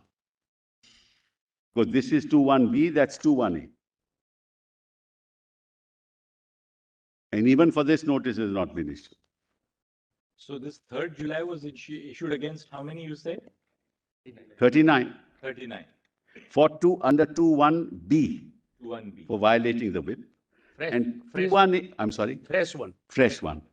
21A, Malaj 16 earlier, for which notice was issued, and 22 later, for which Malaj's petition was filed, but then, of course, next day was the trust vote. I mean, there was a decision, and therefore no notice has been issued. Here, even now, no notice has been issued. So those are all pending. And now the 39. Now the Of 39. Speaker. That's correct. That's correct. So, and the election of the Speaker was held in complete violation of the provisions. Certain MLAs submitted a letter notice to the Principal Secretary Maharashtra to move a resolution for removal of Rahul Narvekar from the office of Speaker under 179. This is the tit for tat, bullets. This is not an argument that I wish to make, bullets. On 3rd of July 2022, just after being elected as the Speaker of the House, Narvekar entered the political thicket and issued a communication late in the evening on 3rd of July, illegally recognizing Bharat Gogavale as the chief whip and Eknath Shinde as the leader of the party. On how basis did he do that, Malaj? This is under challenge. Under which power did the Speaker do that? Your Lordship knows, Malaj, this has to come from the political party. Leader of the House has to come from the political party that he is our leader of the House, Malaj. That letter is written by the Speaker, Malaj. For example, Malaj, recently, when Malaj, Mr. Kharge became the leader of the Congress party, it is Mrs. Gandhi who wrote a letter saying that now, instead of Ghulam Nabi Azad, Mr. Kharge is the leader of the party. I have the letter with me. So on what basis did the Speaker do it?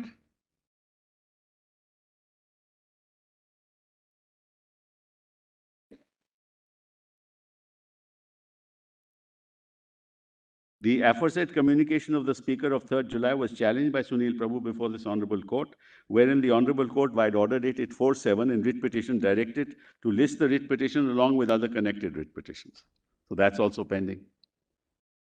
Then 4/7, as the Speaker has misconducted himself by entering into the political thicket and attempted to recognize Bharat Gogavale as the chief whip of the Shiv Sena, certain MLAs submitted a notice to the Principal Secretary Maharashtra Legislative Assembly to move a resolution for removal of Narvekar from the office. Then on 4/7, the confidence motion was called for on the floor of the Maharashtra Legislative Assembly by Eknath Shinde on 4th of July. Confidence motion was carried out in favor of Eknath Shinde. Again, several MLAs of the Shiv Sena voted contrary to the whip issued by the official chief whip of the Shiv Sena. 4/7/2022, Bharat Gogavale, and when your lordships will see the petition before the Election Commission, till the 18th of July, there is no reference to any meeting of any political party.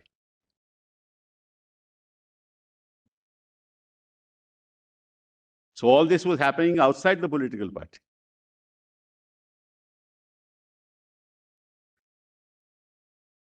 Bharat Gogavale also filed disqualification petitions against 14 MLAs under the 10th schedule for the alleged breach of the whip issued by him. It is submitted that Bharat Gogavale has not been authorized by Shiv Sena political party to issue whips on behalf of the Shiv Sena.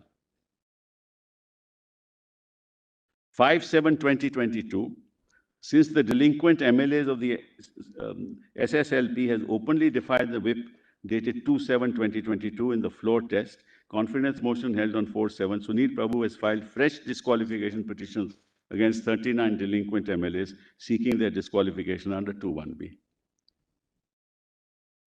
Then 7/7/2022, Uddhav Thackeray, in his capacity as president of Shiv Sena, wrote a letter to the Speaker objecting to the illegal recognition of Bharat Gogavale as the whip of the Shiv Sena and reiterated the decision of the Shiv Sena political party to recognize Sunil Prabhu as the whip of the SSLP. So, Malas, what's happening here is, Malas, that the legislative party, a majority in the legislature of the Maharashtra Legislative Assembly, is treating itself as the political party and making orders for its own benefit. That's the constitutional issue that your lordships will have to decide.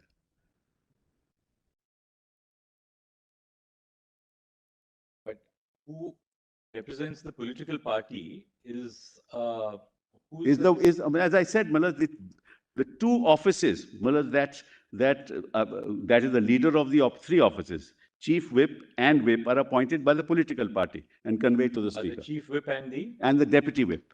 the deputy whip. So these are offices, Malas, that are bridge between the political party and the And legislative then party. according to you, who determines who is the political party? I'm sorry, Who determines who is the political there's no party? challenge here. No, I mean, ultimately, who is entrusted with the authority to decide? They have to have a split in the party first. Otherwise, how do you determine under the 10th But schedule? if there is a contest on who represents the political party, who will decide? There's no contest, Malas. This is not their case. Malas, please appreciate. Till all this is happening, it is not their case that there is a political split in the political party. It is nobody's case. No, but They say they are the Shiv there are Sena. facts here, but who will then have the authority to decide who is the political party? That's right. Now you go, what you do is call a meeting of the political party. Supposing, Malas, let's forget about the 10th schedule. Let's not talk of the 10th schedule. Malas, I happen to be a faction in the party, and I say, look, actually the majority of the party is with me. So I can requisition a meeting of the party. Forget the 10th schedule. And Malas, after a requisition meeting in the party, Malas, I take over. So I am the party. By majority, I take over. Against you. And that's nothing to do with the 10th schedule.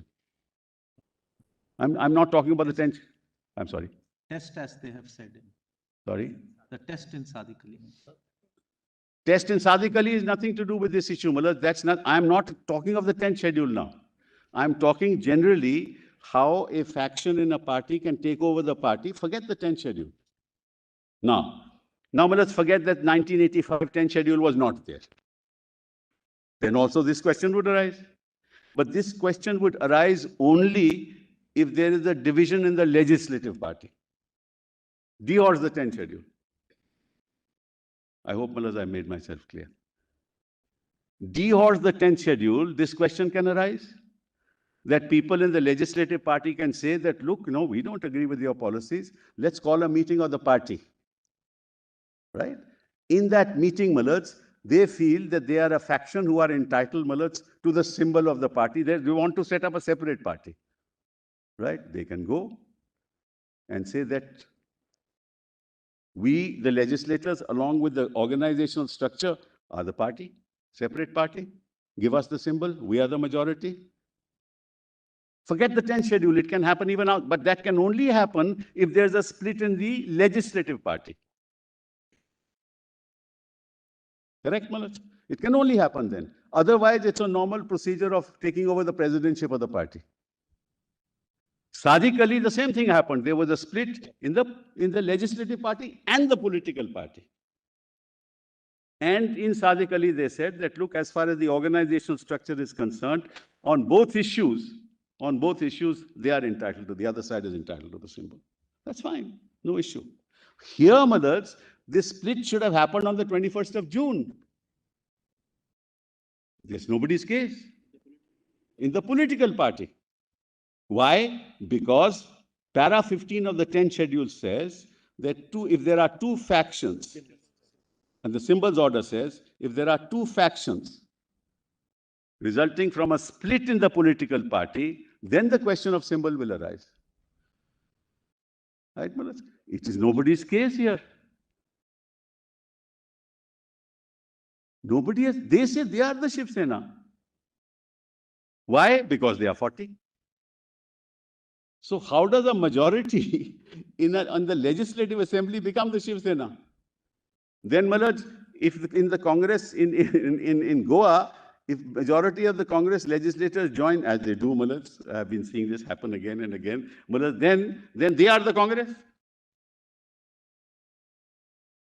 They can say they are the Congress. But how can they say that? Therefore, Malaj, this has grave consequences on the polity of this country. Because now the legislative party seems to believe that it can, under the 10th schedule, proclaim itself to be the political party and throw out office bearers who are appointed by the political party in the House. Constitutionally, that cannot be countenanced. Who appoints the leader of the House? Says, in exercise of my power as chairperson of the Congress Parliamentary Party, I hereby make the following appointment to the Rajya Sabha. Shri Kharge, MP leader of the Congress Party, against the vacancy of Ghulam Nabi Azad, whose term in the Rajya Sabha has come to an end on 15th February. This is a letter written by the Congress UPA chairperson to the Speaker, to the chairman of the Congress or the Rajya Sabha. That's how Malaz people are appointed. Can Malaj, Mr. Kharge on his own, or could he have said that I am the leader? I have so many MPs, so I am the leader?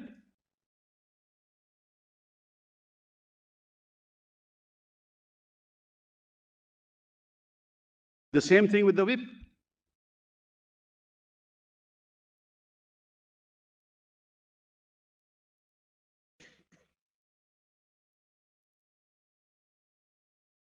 Now, Malaj 57. The newly elected speaker in an illegal, arbitrary, and blatant display of malafide. And how do you, Malaj, allow this speaker to decide this matter when he's been doing these things? Your Lordship, Malaj, has great, what should I say, confidence in the constitutional office of the speaker, Malaj. Great confidence. But do they discharge this confidence? But that confidence you also have when you say that that speaker had to decide a disqualification petition. Yes, correct, And Mother. that is not It'll be dependent subject on to challenge. It's subject to challenge. Right, and that is not dependent on who is the speaker, Mr. Sivan. No, Malaj, I'm sorry. That speaker did not do anything like this, Malaj. You have to now see, kindly see, look what is happening. But the constitutional authority of the speaker to decide is not based on who the speaker is, on what decisions he is taking. Can ever a finding of bias be reached by a constitutional court? You lordships will say no. Let's put it another constitutional issue. If a constitutional authority has so conducted itself that a constitutional court comes to the conclusion that such a constitutional authority cannot discharge the functions that it is discharging because of its open bias, your lordships will say no, we let them decide. I don't know, Malad. I don't have the answer for it. No, not necessarily. In Rameshwar Prasad, with respect to a governor, Governor, yes. judgment of this court that if there is an allegation of bias, then government has to come and defend it. Malad, that's exactly. It's possible, not that the court will naturally do it, but then we all are proceeding on the premise that, in fact, your argument has been in the first part also, that so far as the speaker is concerned, it's a constitutional authority. No, but see what he has done. He has appointed the whip. He has appointed the leader of the house. What kind of confidence can we have in this constitutional authority? Who, without reference to the political party, is doing all this? Do you think he can ever decide in my favor? There is no way. But then you have the first speaker who in defiance of the legislative rules gives 2 days notice. I'm sorry. No, that is... In defiance of the legislative rules gives 2 days notice. That your lordship... Yeah, all this is the way everybody is behaving. And that's correct. So what do we do, Malaj? Your lordship will then have to... There are two options. Either you debunk the authority of the speaker, or you say, I said that on day one, Malaj. Alternately, irrespective of what lesser mortals decide, ultimately, in a democracy, you value the office or the institution. Then that 27th order should not... If we say... Correct, then the 27th order should not have been passed. Denigrating constitutional officers, including the office of a speaker. They are denigrating themselves. It's a... They are denigrating themselves. We are not denigrating No, anybody. Mr. Sibal, there's some problem. It's a race to the bottom then. Yes, we have. We have to start Malaj's...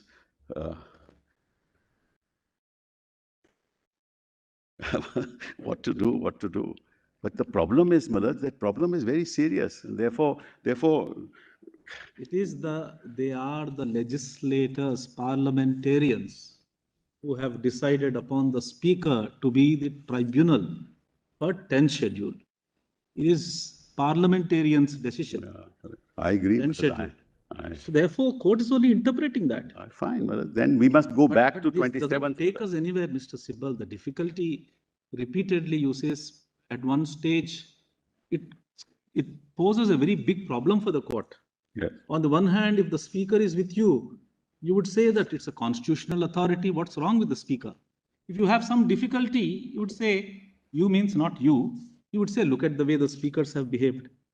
So therefore, for us, as long as the constitution bench judgment is there, we will go by the fact I that agree. the speaker is the tribunal and he is the presiding officer for 10th schedule. Correct. And Correct, we correct. will not go back the decision. That's the final decision so far as we are concerned. Fine. That's, I mean, I don't proceed. want to say anything contrary to that, except that on that logic, the 27th order could not have been passed. You will argue that. Then we come back to that. Then that's what led to where we are today. And again, it's merely because one or two speakers have gone astray. Would the court be inclined to debunk the whole procedure as laid down and the 10th schedule? No, by no, saying- Maharaj, I mean, my intention is not that. I'm just, Maharaj, telling your lordships what has been happening. So it's a conundrum. Yes, it's a conundrum. It's a constitutional conundrum, but your lordships will one day have to sort it out. Sorry, for another question. Every time this question is raised before the court, I would want to ask you, how many times did the parliamentarians raise this question in the parliament saying that let us actually amend the constitution, change the speaker? How many times the discussion took place in the parliament to review the conduct of the speaker? Why Maharaj, is that question raised before the court, which is not the forum for consideration? How many times the parties have sat down together and decided that this is not working? Let us go back. once the Kyoto Holohan was rendered, Maharaj, what would Parliament would say? Why it only upheld the 10th schedule. It is you making the 10th schedule. No, Maharaj, the political party in power, wherever it is, wants to use the office of the speaker to do what they are doing. The political party would never, in power, would never like to change it.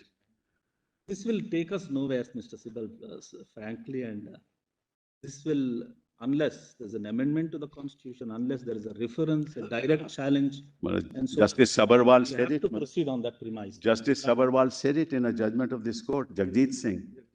Exactly that. Undoubtedly, our constitutional scheme, the speaker enjoys a pivotal position. The position of the speaker is and has been held by people of outstanding ability and impartiality, without meaning any disrespect for any particular speaker in the country, but only going by some of the events of the recent past. Certain questions have been raised about the confidence in the matter of impartiality on some issues having political overtones, which are decided by the Speaker in his capacity as a tribunal. It has been urged that if not checked, it may ultimately affect the high office of the Speaker. Our attention has been drawn to the recommendations made by the National Commission to review the working of the Constitution, recommending that the power to decide on the question as to disqualification on the ground of defection should vest in the Election Commission. I dread that as of today, Maharaj. Election Commission instead of the Speaker of the House. Concerned. Our attention has also been drawn to the views of a number of other experts, committees, commissioners, to the effect that power of disqualification as a result of defection needs to be exercised in accordance with the opinion of the Commission, as in the case of decision on questions as to disqualification of members. Whether to vest such power on the Speaker or Election Commission or other institution is not for us to decide, as your Lordship rightly said. Exactly. It is for Parliament to decide. Exactly. Right. I agree. I'm not disputing that. But I'm just saying the disquiet that we have witnessed in the functioning of the office, that's all that I'm saying. I'm not saying this person is good or that person is good. It's the institutional framework within which he functions, Malad, is not consistent with his responsibilities as a tribunal. That's all that I'm saying. What to do? But the fact is that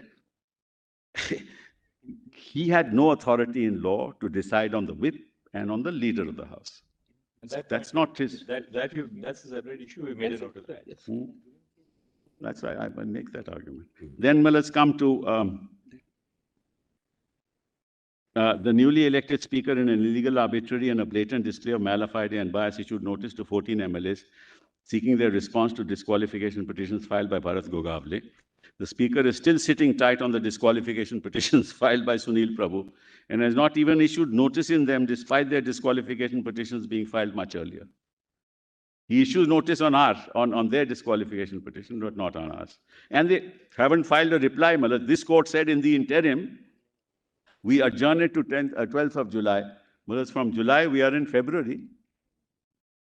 Where's the reply?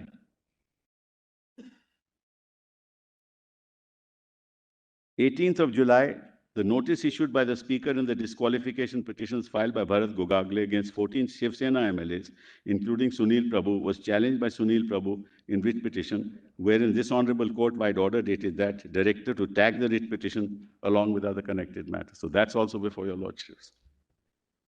And now, Malad, the Election Commission says they are the Shiv Sena. Now we'll be further disqualified. Any meeting called, if we don't attend, then when we are, Malad, then it'll be further problems.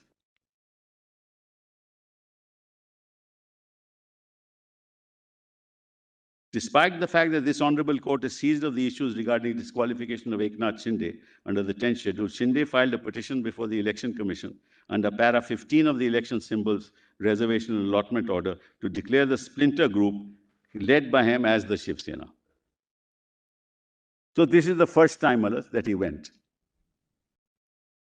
On 20th July, by order dated 20th July, another in writ petition so-and-so, another connected petition, this court issued notice in writ petition so-and-so. It was directed by this Honorable Court, the writ petition shall be treated as the lead matter. 20th July, pursuant to the order of the court dated 20th July, Shri Subhash Desai made a representation to the ECI, by representation requesting ECI to not proceed with any petition related to Shiv Sena, as substantially similar matters and issues are pending before this Honorable Court, and not to take any preemptive action. Then IA 100285 was filed on 21st July, was preferred by Sunil Prabhu in writ petition seeking direction to the Speaker, Maharashtra Assembly, to produce the following records. All proceedings relating to disqualification of rebel Shiv Sena MLAs filed by Sunil Prabhu. All proceedings related to disqualification filed by Shri Gogavle. All proceedings of the Speaker and Deputy Speaker in relation to recognition of the Leader of the House and Chief Whip of Shiv Sena. Proceedings of the House on 3rd July and 4th July. 22nd July, without deference to the proceedings pending before this court, as well as without considering that no adjudication can take place till disqualification petitions pending against delinquent MLAs are decided, Election Commission issued notice to Uddhav Thackeray on the petition filed by Eknath Shinde. And on 25th July, agreed by the issuance of the notice by the Election Commission, in Shinde's petition, Subhash Desai was filed 2 applications, IA so-and-so, seeking impleadment of Election Commission of India as respondent 51 and writ petition so-and-so, and seeking stay of proceedings initiated by the Commission on 22/7 till the final adjudication of the present petition.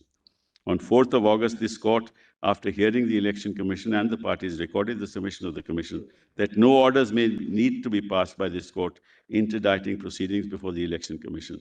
Liberty was granted to the petitioner to file an application before the Election Commission for seeking time. Accordingly, 6th August, petitioner in terms of the order of 4th August filed an application with a prayer to defer adjourn the proceedings in dispute on dispute number 1 of 2022 for 4 weeks and extend the time for filing a response for 4 weeks. 10th August, Election Commission communicated to the petitioner extending time.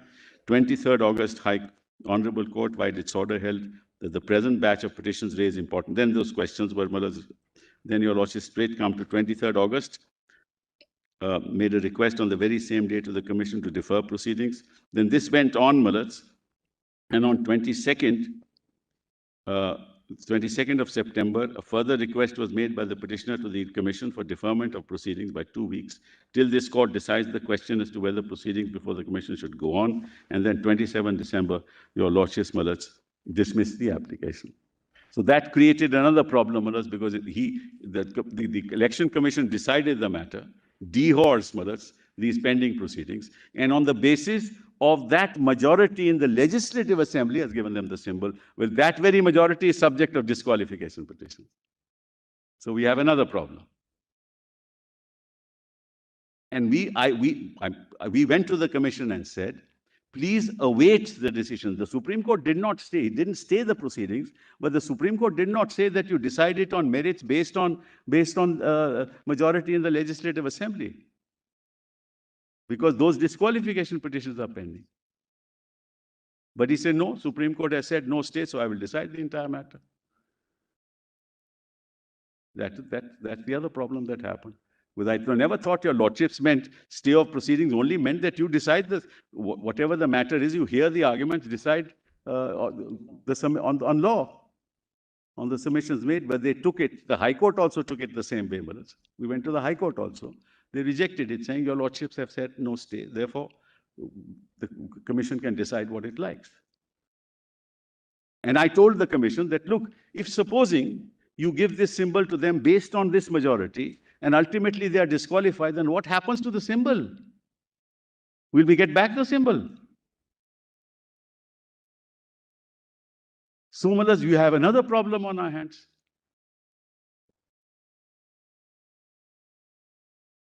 So anyway, only your lordships can decide this matter. We can only place the facts before you. You have to do something to be able to ensure that there is confidence in institutional frameworks in the system, in this country. That's my only concern. Winning or losing doesn't matter. These are political battles. Will be won today and lost tomorrow, or lost today and won tomorrow. But the institution must go on, and the people of India must have confidence in that institution, whether it's the Election Commission or the Office of the Speaker or the court.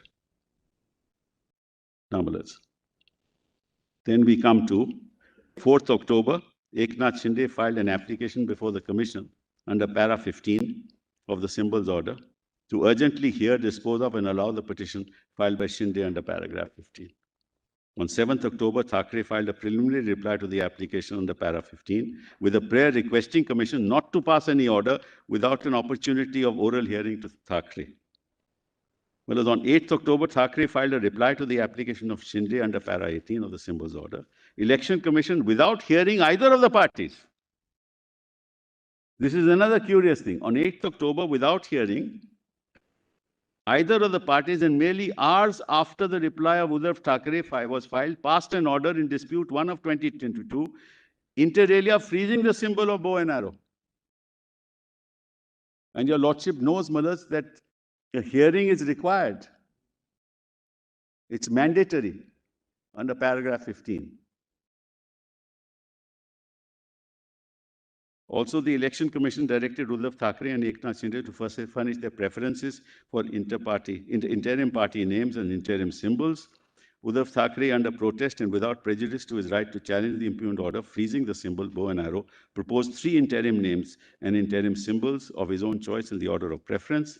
10th October, Shinde proposed his preferences of symbols, out of which first 2 were identical to the interim symbols proposed by Uddhav Thackeray. The first interim name proposed by Shri Shinde was also identical to the first interim name proposed by Thackeray. On 10th October, Election Commission rejected the first 2 interim symbols proposed by Thackeray on the basis of Shinde had also proposed. Due to some same reason, Shri Uddhav Thackeray was denied the interim name Shiv Sena Balasaheb Thackeray.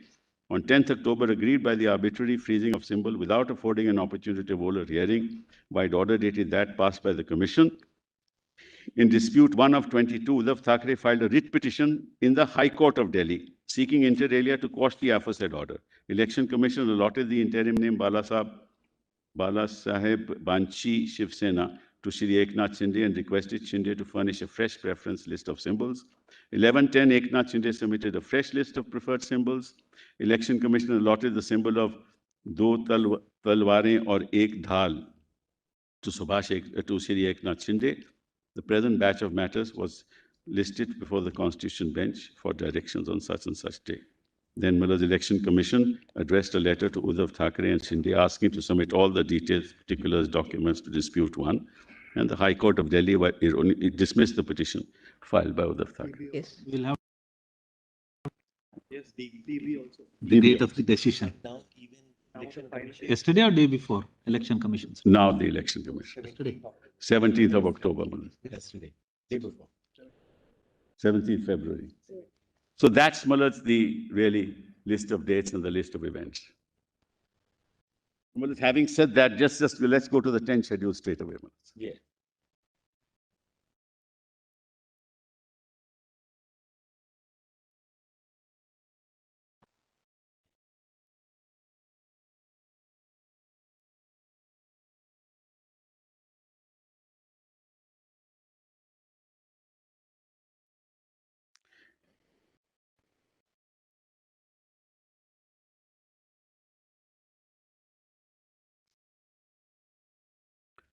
In this schedule, unless the context otherwise requires, House means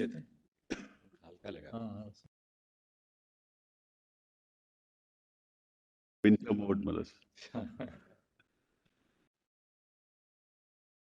Summer has come early. Yeah. Summer's come very early this year.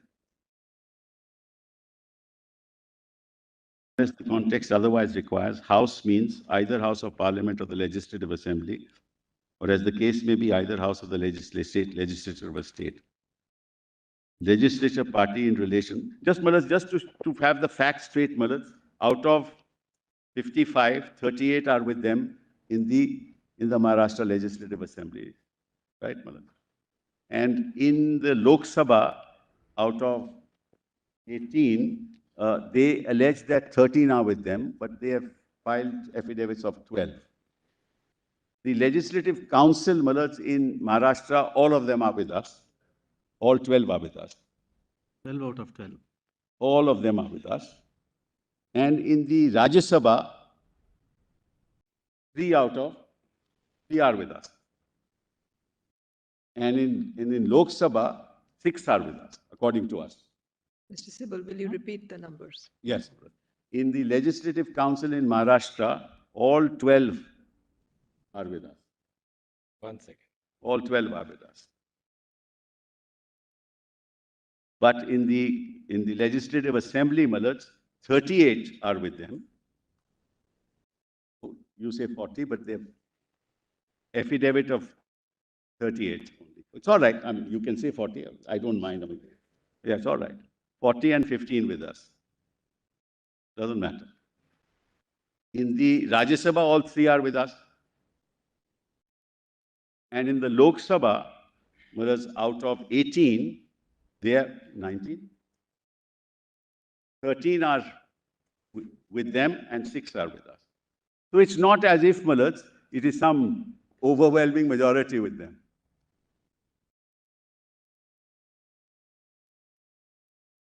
And in the organizational structure, and Malas, what about the Rajya Sabha? you Lok said? Sabha Oh, three Rajya Sabha are all with us. and Lok Sabha. Legislative, Lok Sabha, Malas, 6 are with us out of 19. Yeah, out of 18. So in 2 houses, they have majority. In 2 houses, we have majority.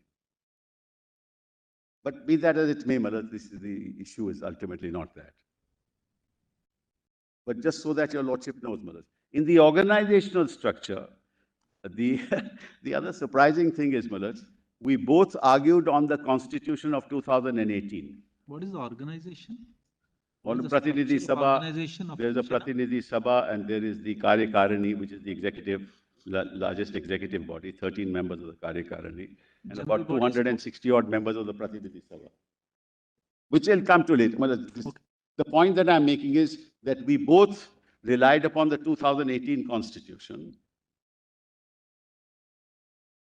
But the commission, in its order, without letting us know during the argument, said that the 2018 Constitution is not recorded in the Election Commission.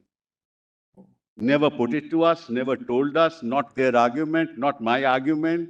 Both argued on the 2018 Constitution, and the commission, without ever informing us, says that Constitution is not on our record.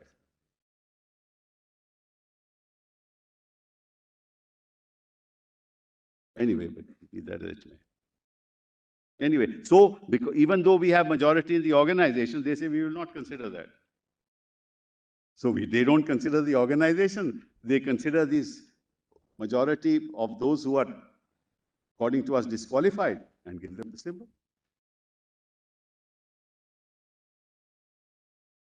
So you move from the speaker to the election commission, and then from there, where do you go? Anyway, so Maharaj, let's now come to the tension. B, legislature party in relation to a member of a house belonging to any political party in accordance with the provisions of paragraph 2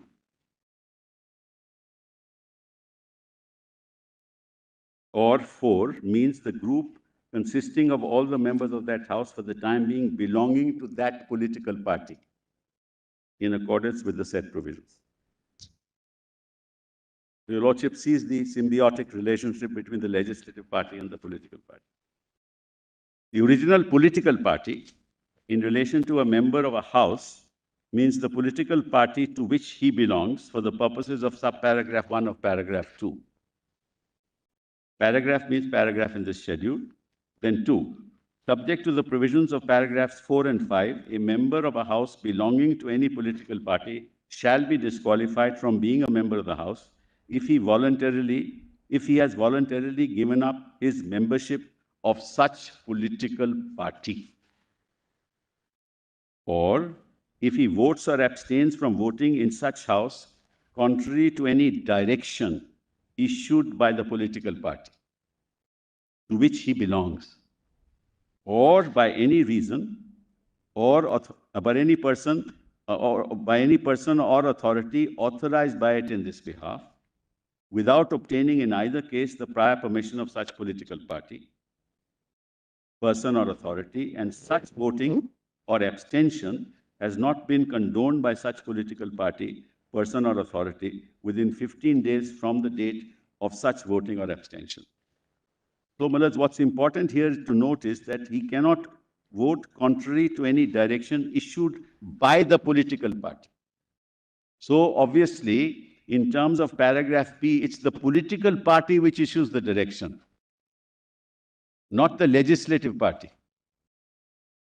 And the direction is issued through the leader of the political party, normally the whip, or the leader of the political party. Such person authorized. So therefore, the political party will authorize such person, and he, Malaz, is the whip. The whip term is not used in the 10th schedule, as you will notice. The term used is direction. Or by any person or authority authorized by this behalf, without obtaining in either case the prior permission of such political party. Now, Malaz, whose permission has to be obtained if I want to vote against the whip? Political parties. And political party is outside the house, not within the house. Within the house are only legislators. So you'll have to go to the whip, you'll have to go to the whip, or the person authorized, look, I want to vote against, or I want to make a speech against. I don't agree with this bill. And sometimes, Malaz, actually whips do agree. It has happened so often with us. You say, no, these particular clauses, I don't allow me to speak, but I will vote for you ultimately because I don't want to violate the whip, but allow me to speak. And sometimes we are allowed.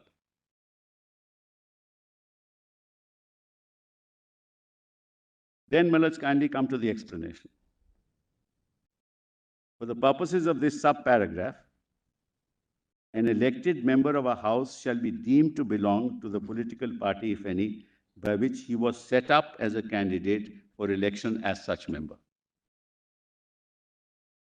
A nominated member of a house shall, where he is a member of any political party on the date of his nomination, as such member, be deemed to belong to such political party. In any other case, be deemed to belong to the political party of which he becomes, or as the case may be, first becomes a member before the expiry of 6 months from the date on which he takes his seat after complying with the requirements of 99, or as the case may be, Article 188. So a nominated member within 6 months actually can join a party, but not after 6 months. Then subsection 2 is very important. An elected member of a house who has been elected as such otherwise than as a candidate set up by any political party shall be disqualified for being a member of the house if he joins any political party after such election. I belong to that category, Malaz. So, Malaz, if I try and join any other party, Malaz, I shall be disqualified. Anglo-Indians. That's right. That's for nomination, not 3. Yes. 3 is a nominated member shall be disqualified being a member of the house if he joins any political party after 6 months. That's what I told your lordships. From the date on which he takes his seat after complying with the requirements of 99. Notwithstanding anything contained in the foregoing provisions of this paragraph, a person who, on the commencement of the Constitution, is a member of a house, whether elected or nominated as such, shall, where he is a member of a political party immediately before such commencement, be deemed for the purposes of subparagraph 1 of this paragraph to have been elected as a member of such house as a candidate set up by such party, in any other case be deemed to be elected. This we don't really worry about. Para 3 is now deleted, Malad. Now, Malad, let's see what para 3 said. The Lordships will find that in statutes, Malad. Statute item number 3. Let me just take it out.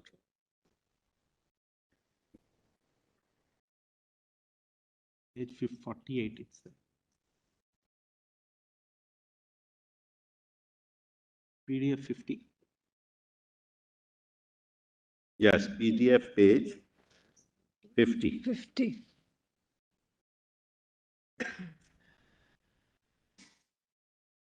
Yes.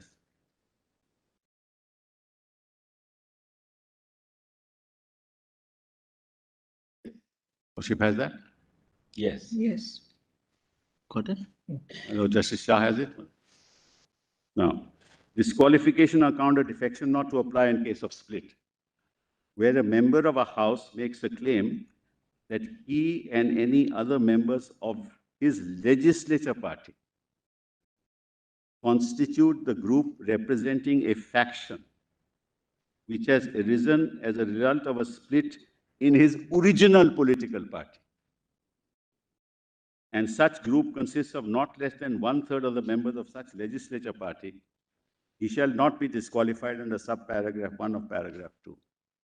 So paragraph 3 as it then stood operated on the assumption that there is a split in the original political party.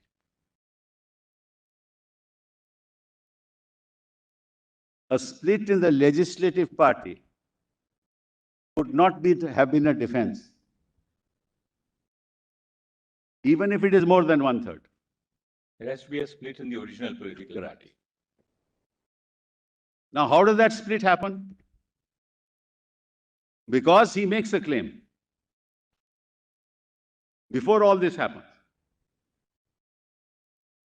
demonstrates in the claim that a split has occurred, calls for a meeting of the original political party, has a faction, has a resolution passed, breaks away, Malaj, and then if he is 1/3, it's a defense.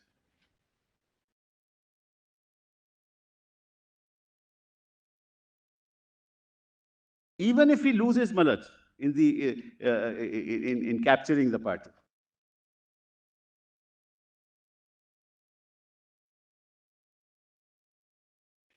he shall not be disqualified under paragraph 2 that he is voluntarily, sorry, Malaj, where was I? Yes, that such group consists of not less than 1/3 of the members of such legislative party. He shall not be disqualified under subparagraph 1 of para 2 on the ground that he has voluntarily given up his membership of the original political party, or that he has voted or abstained from voting in such house contrary to any direction issued by such party, or by any reason or authority authorized by it in that behalf, without obtaining the prior permission of such party, person or authority, and such voting or abstention has not been condoned by such party, person or authority within 15 days from the date of which such voting or abstention. And from the time of such split, such faction shall be deemed to be the political party to which he belongs for the purposes of subparagraph 1 of 2, and to be his original political party for the purposes of that paragraph. So the splinter group of that party can be a separate political party. He will, because he is 1/3 in the legislature, belong to that party, because that becomes his original political party. None of this has happened here. The quantum of the split, interestingly, was not defined in terms of numbers. So long as there is a split, the 1/3 is in relation to the group representing the legislative party. Yes, I agree, Malad. Malad, that split may be minority, majority, it doesn't matter. So long as, there is a split. There is a split. In the original political party. Correct. So, that's not the case here, Malad. On 21st of June, they were in Gujarat and they were in the Northeast, only the legislative members.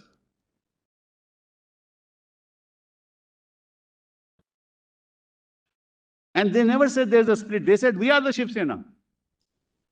So that claim was also not there.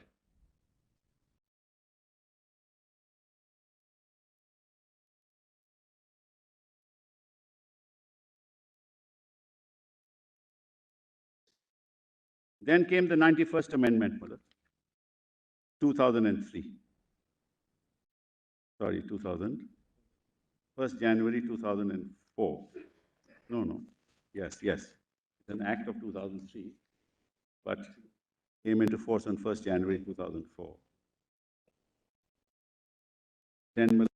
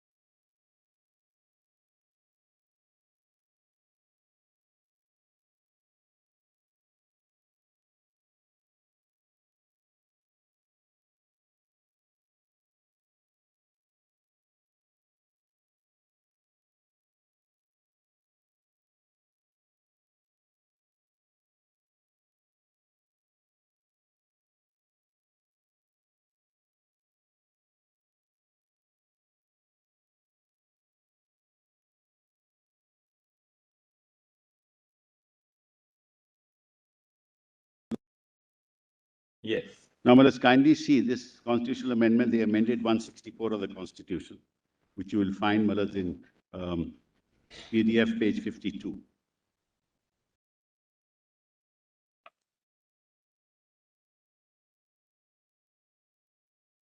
In article, I'm sorry, as Article 164 of the Constitution, after clause 1, the following clauses shall be inserted. Where are we? Well, is that PDF page 52? PDF page 52, yes. Well, this is the amendment starts, Madhus, at PDF page 51. And the relevant part, because 1A and 1B were added. And if you see section 3 of that, in Article 164 of the Constitution, after clause 1, the following clauses shall be inserted, namely 1A, the total number of ministers, including Chief Minister and the Council of Ministers in the state, shall not exceed 15% of the total number of members of the Legislative Assembly of that state, provided the number of ministers, including Chief Minister, shall not be less than 12. Provided further that the total, we are not concerned with that. 1B, Malas. A member of the Legislative Assembly of a state or either house of the legislature of a state having legislative council belonging to any political party who is disqualified for being a minister of that house under paragraph 2 of the 10th schedule shall also be disqualified to be appointed as a minister under clause 1 for duration of the period commencing from the date of his disqualification till the date on which the term of his office as such member would expire, or where he contests any election to the Legislative Assembly of a state or either house of the legislature of a state having legislative council, as the case may be, before the expiry of such period till the date on which he is declared elected, whichever is earlier. This also creates a lot of problems. That problem doesn't confront us in this case, because most of these people then resign, join the other party, get elected, become minister. So there is some scope for challenge to this particular provision, its constitutionality. But be that as may, we are concerned with the earlier part of this. That if you are disqualified, you can't be a minister. Now your disqualification is pending. Matter is before the Constitution bench. Matter is before the Speaker, whichever it may be. And you are appointed by the governor. And also there's a provision under the Representation of People's Act where they can't contest again. That's right. Not for this, Malas. Not for the 10th schedule. That is for other corrupt practice. There is no period here. That's why I say this is subject to challenge. Right. Okay. There, Malas, if you were for all kinds of other reasons, corrupt practice, and he's been convicted for X number of years. Now, Malas, what is happening in a ordinary case of a dharna on a road, a trial court convicts you for 2 years and you lose your membership of the Legislative Assembly. That's also happening. We can see it, headline news everywhere. What do we do? Can't keep on coming to court every other day. Your lordships also get fed up with us.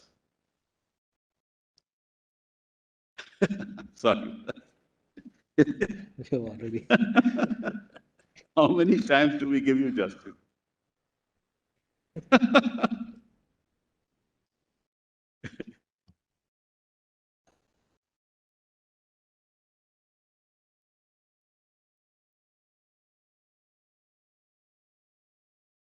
That's now kindly now come. So, Malad, therefore, now the bottom line is there is no concept of a split anymore. Then the statement of objects and reasons for deletion of the paragraph at PGF page 54.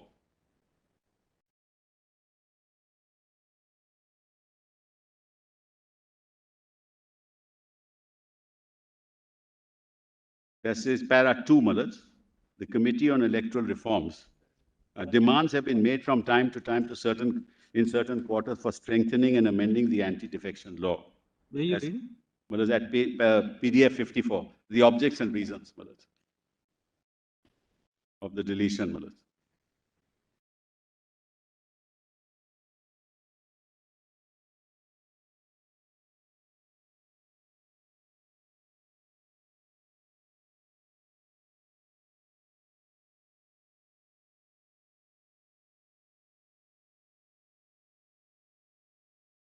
Yes, yes.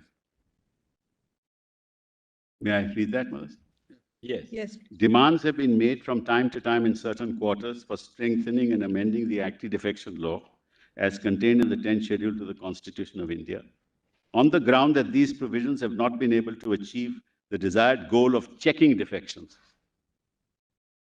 The 10th schedule has also been criticized on the ground that it allows bulk defections while declaring individual defections as illegal.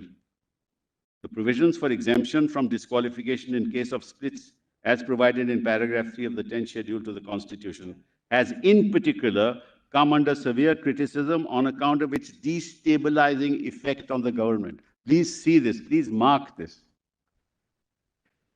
The purpose of the amendment is that we will not allow you to destabilize the government by bulk defection. And that's exactly what has happened here.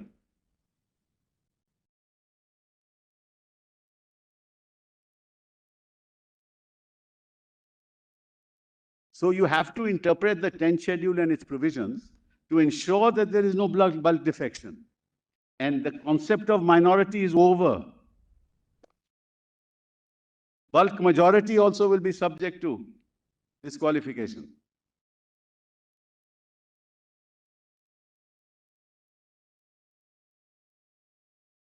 And 1/3 was a defense. Majority is not a defense anymore.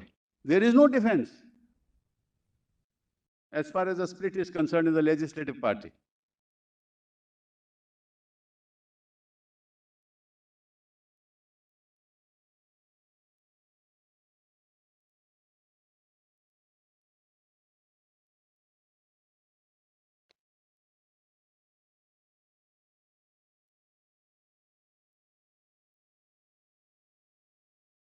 That is not necessary.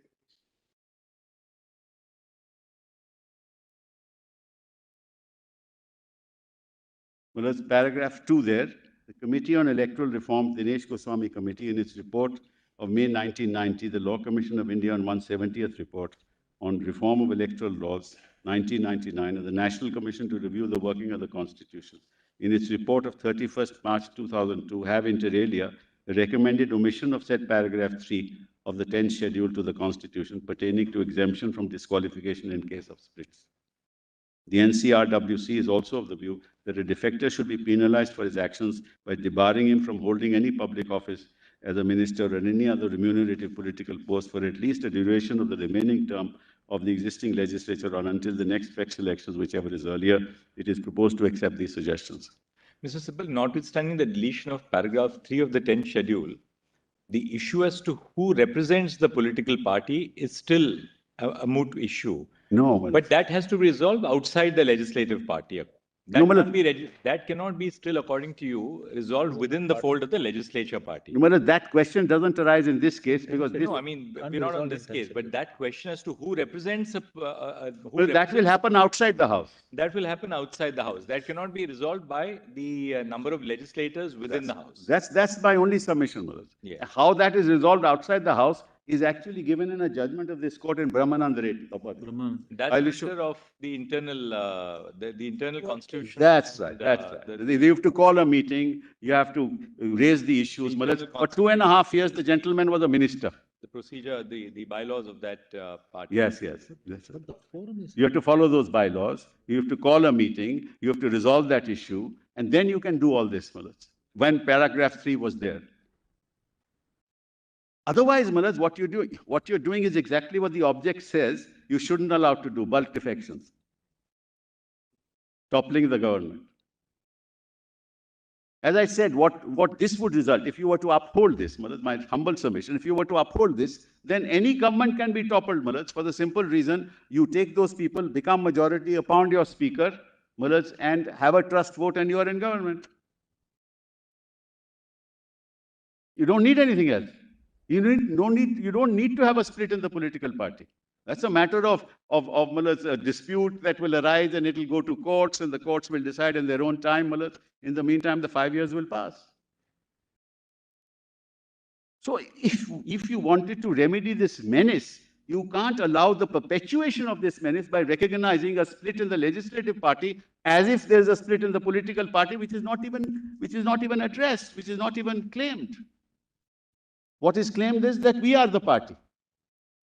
Now, we are the party can't be claimed within the legislative party.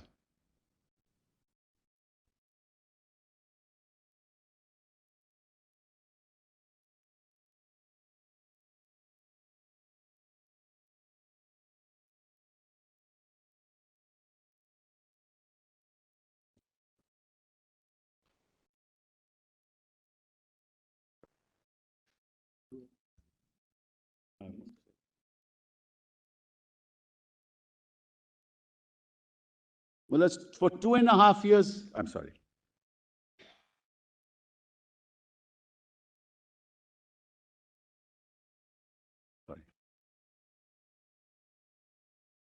For 2.5 years. He was the minister.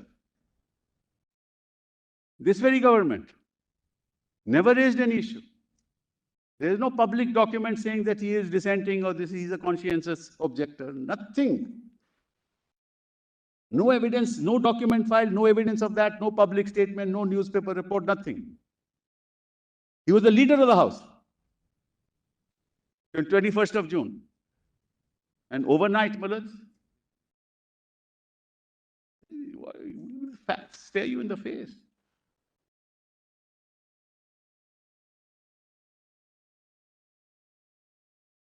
The only way, Malaj, this is not what Parliament will be ready to do, the only way to remedy this is to have a 5-year period of no public post moment you defect.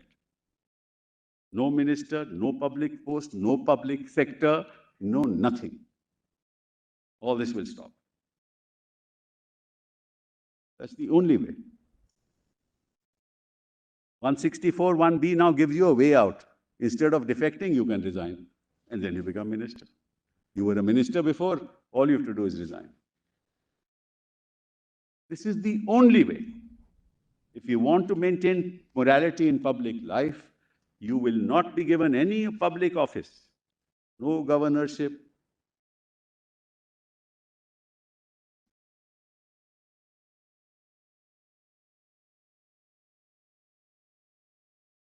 No remunerative post.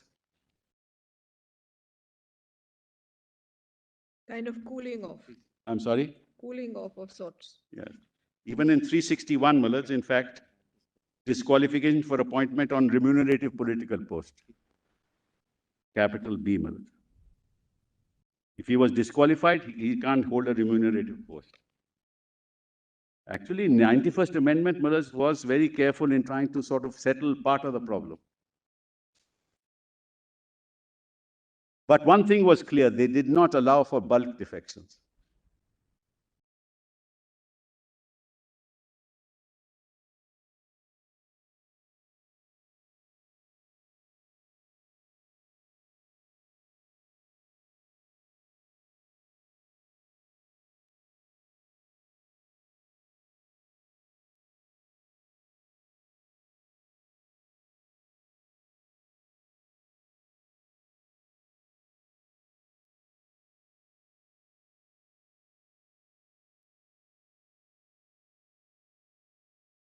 Normal is paragraph 4, if I may read, Malaj, the 10th schedule.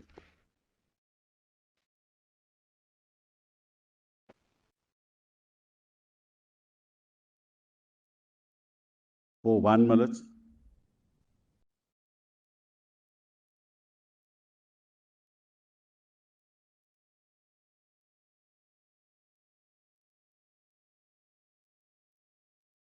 Just waiting for your ladyship to. Okay. A member of a house shall not be disqualified under sub-paragraph 1 of paragraph 2, where his original political party merges with another political party.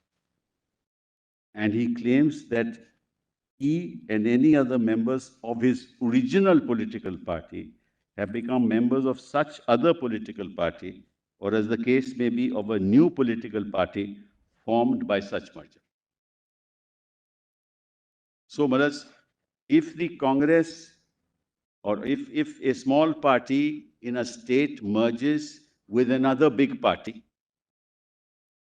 to form a new party, that becomes his original political party.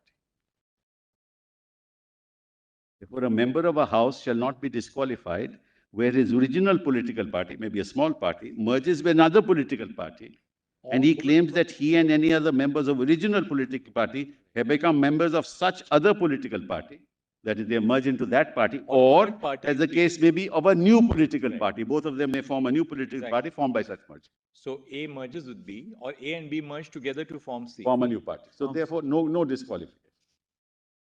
It's a merger of the political parties. Or have not accepted the merger and opted to function as a separate group. So I say, look, I don't accept the merger. There's no compulsion to merge. There's no compulsion. I may be majority, I may be minority within the legislature. This will be called the unattached member? Yes. No, but if he has not merged, Malaj, he can form a separate. He will belong to the original. Supposing two parties merge and form a new party. Correct, Malaj? And he belongs to the original political party on which he won the election. He will continue to be the original political party. I think Amar Singh sat like that. Amar Singh, yes. He will continue with the original political party. That also issue is before the larger bench. So, if there's a new political party formed pursuant to merger, and I belong to the original political party on the basis of which I was elected, I continue to be in that original political party. But clause 2 now again has I'm coming to that. requirement. Yes, I'm just coming. It is 2/3 of the existing members of the That's a very interesting provision, which of course doesn't call for interpretation now, but it has some nuances that's important for us to understand.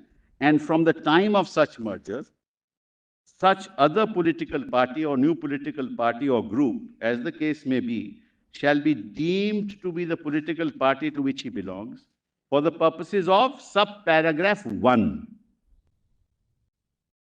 of paragraph 2, and to be his original political party for the purposes of this sub-paragraph.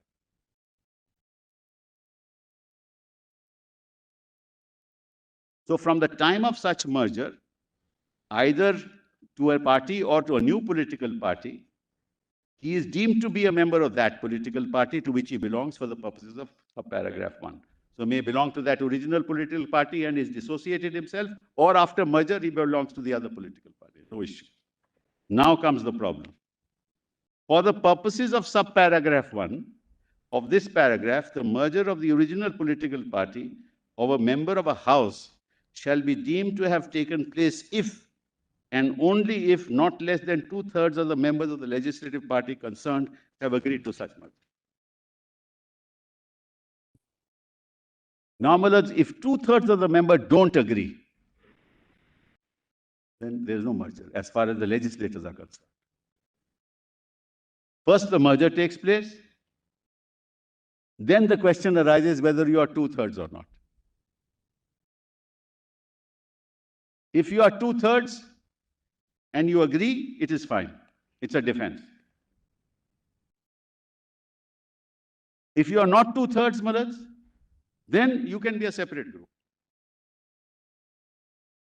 So 2/3 happens to be a defense after the merger.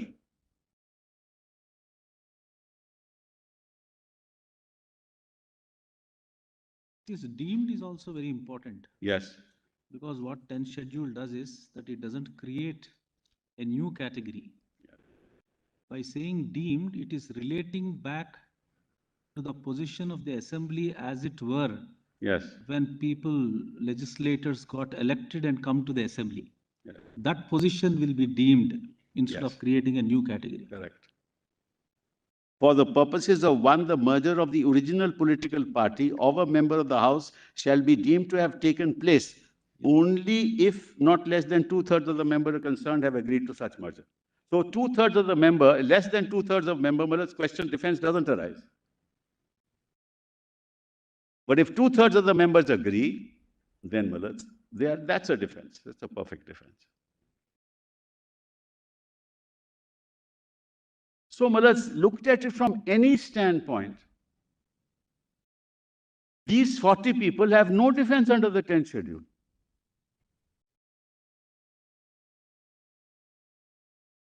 They don't claim that there's a merger.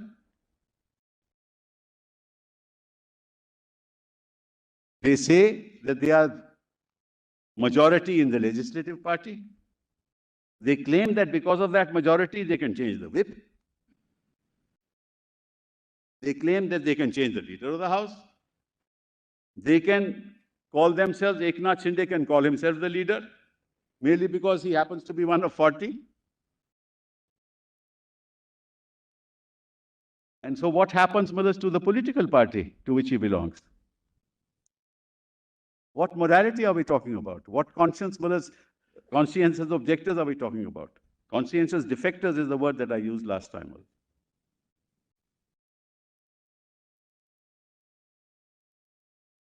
And you don't raise a voice for 2.5 years. You are the leader. You enjoy the fruits of ministership. And suddenly you say that, look, now I am free to do what I want. I can join up with the BJP. I can go to Guwahati or wherever I want to go to, and that's it. So the question that your lordships will have to ask, Mullards, how does the 10th schedule come to their aid at all? Under what provision of the 10th schedule can they have a defense? The schedule doesn't give them a defense. Whether it's a minority bulk moving away or a majority moving away. Which is when we last time were discussing this matter, this is what I mentioned. That the 10th schedule doesn't make a distinction between majority and minority.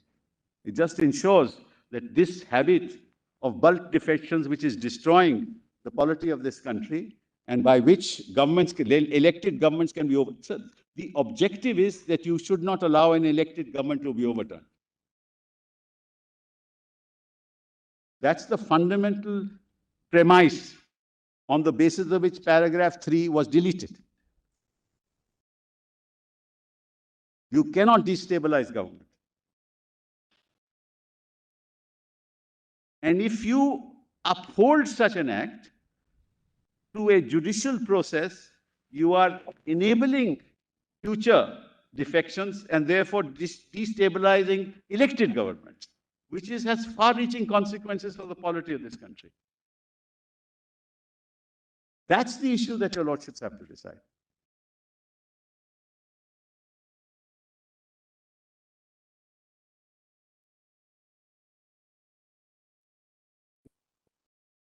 Yes.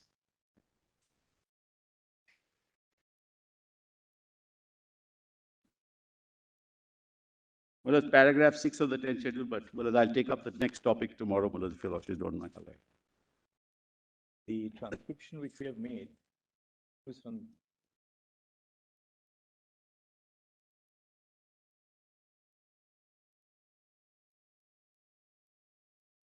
transcription is cleaned up in the early part of the evening. We'll give you a copy so that you can have a look at it if there's something, You can know what you are. Oh, I see. That'd be wonderful. Don't file an application for amendment. No. No. Thank you. I appreciate it. I hope you continue to be well. I'm sorry, but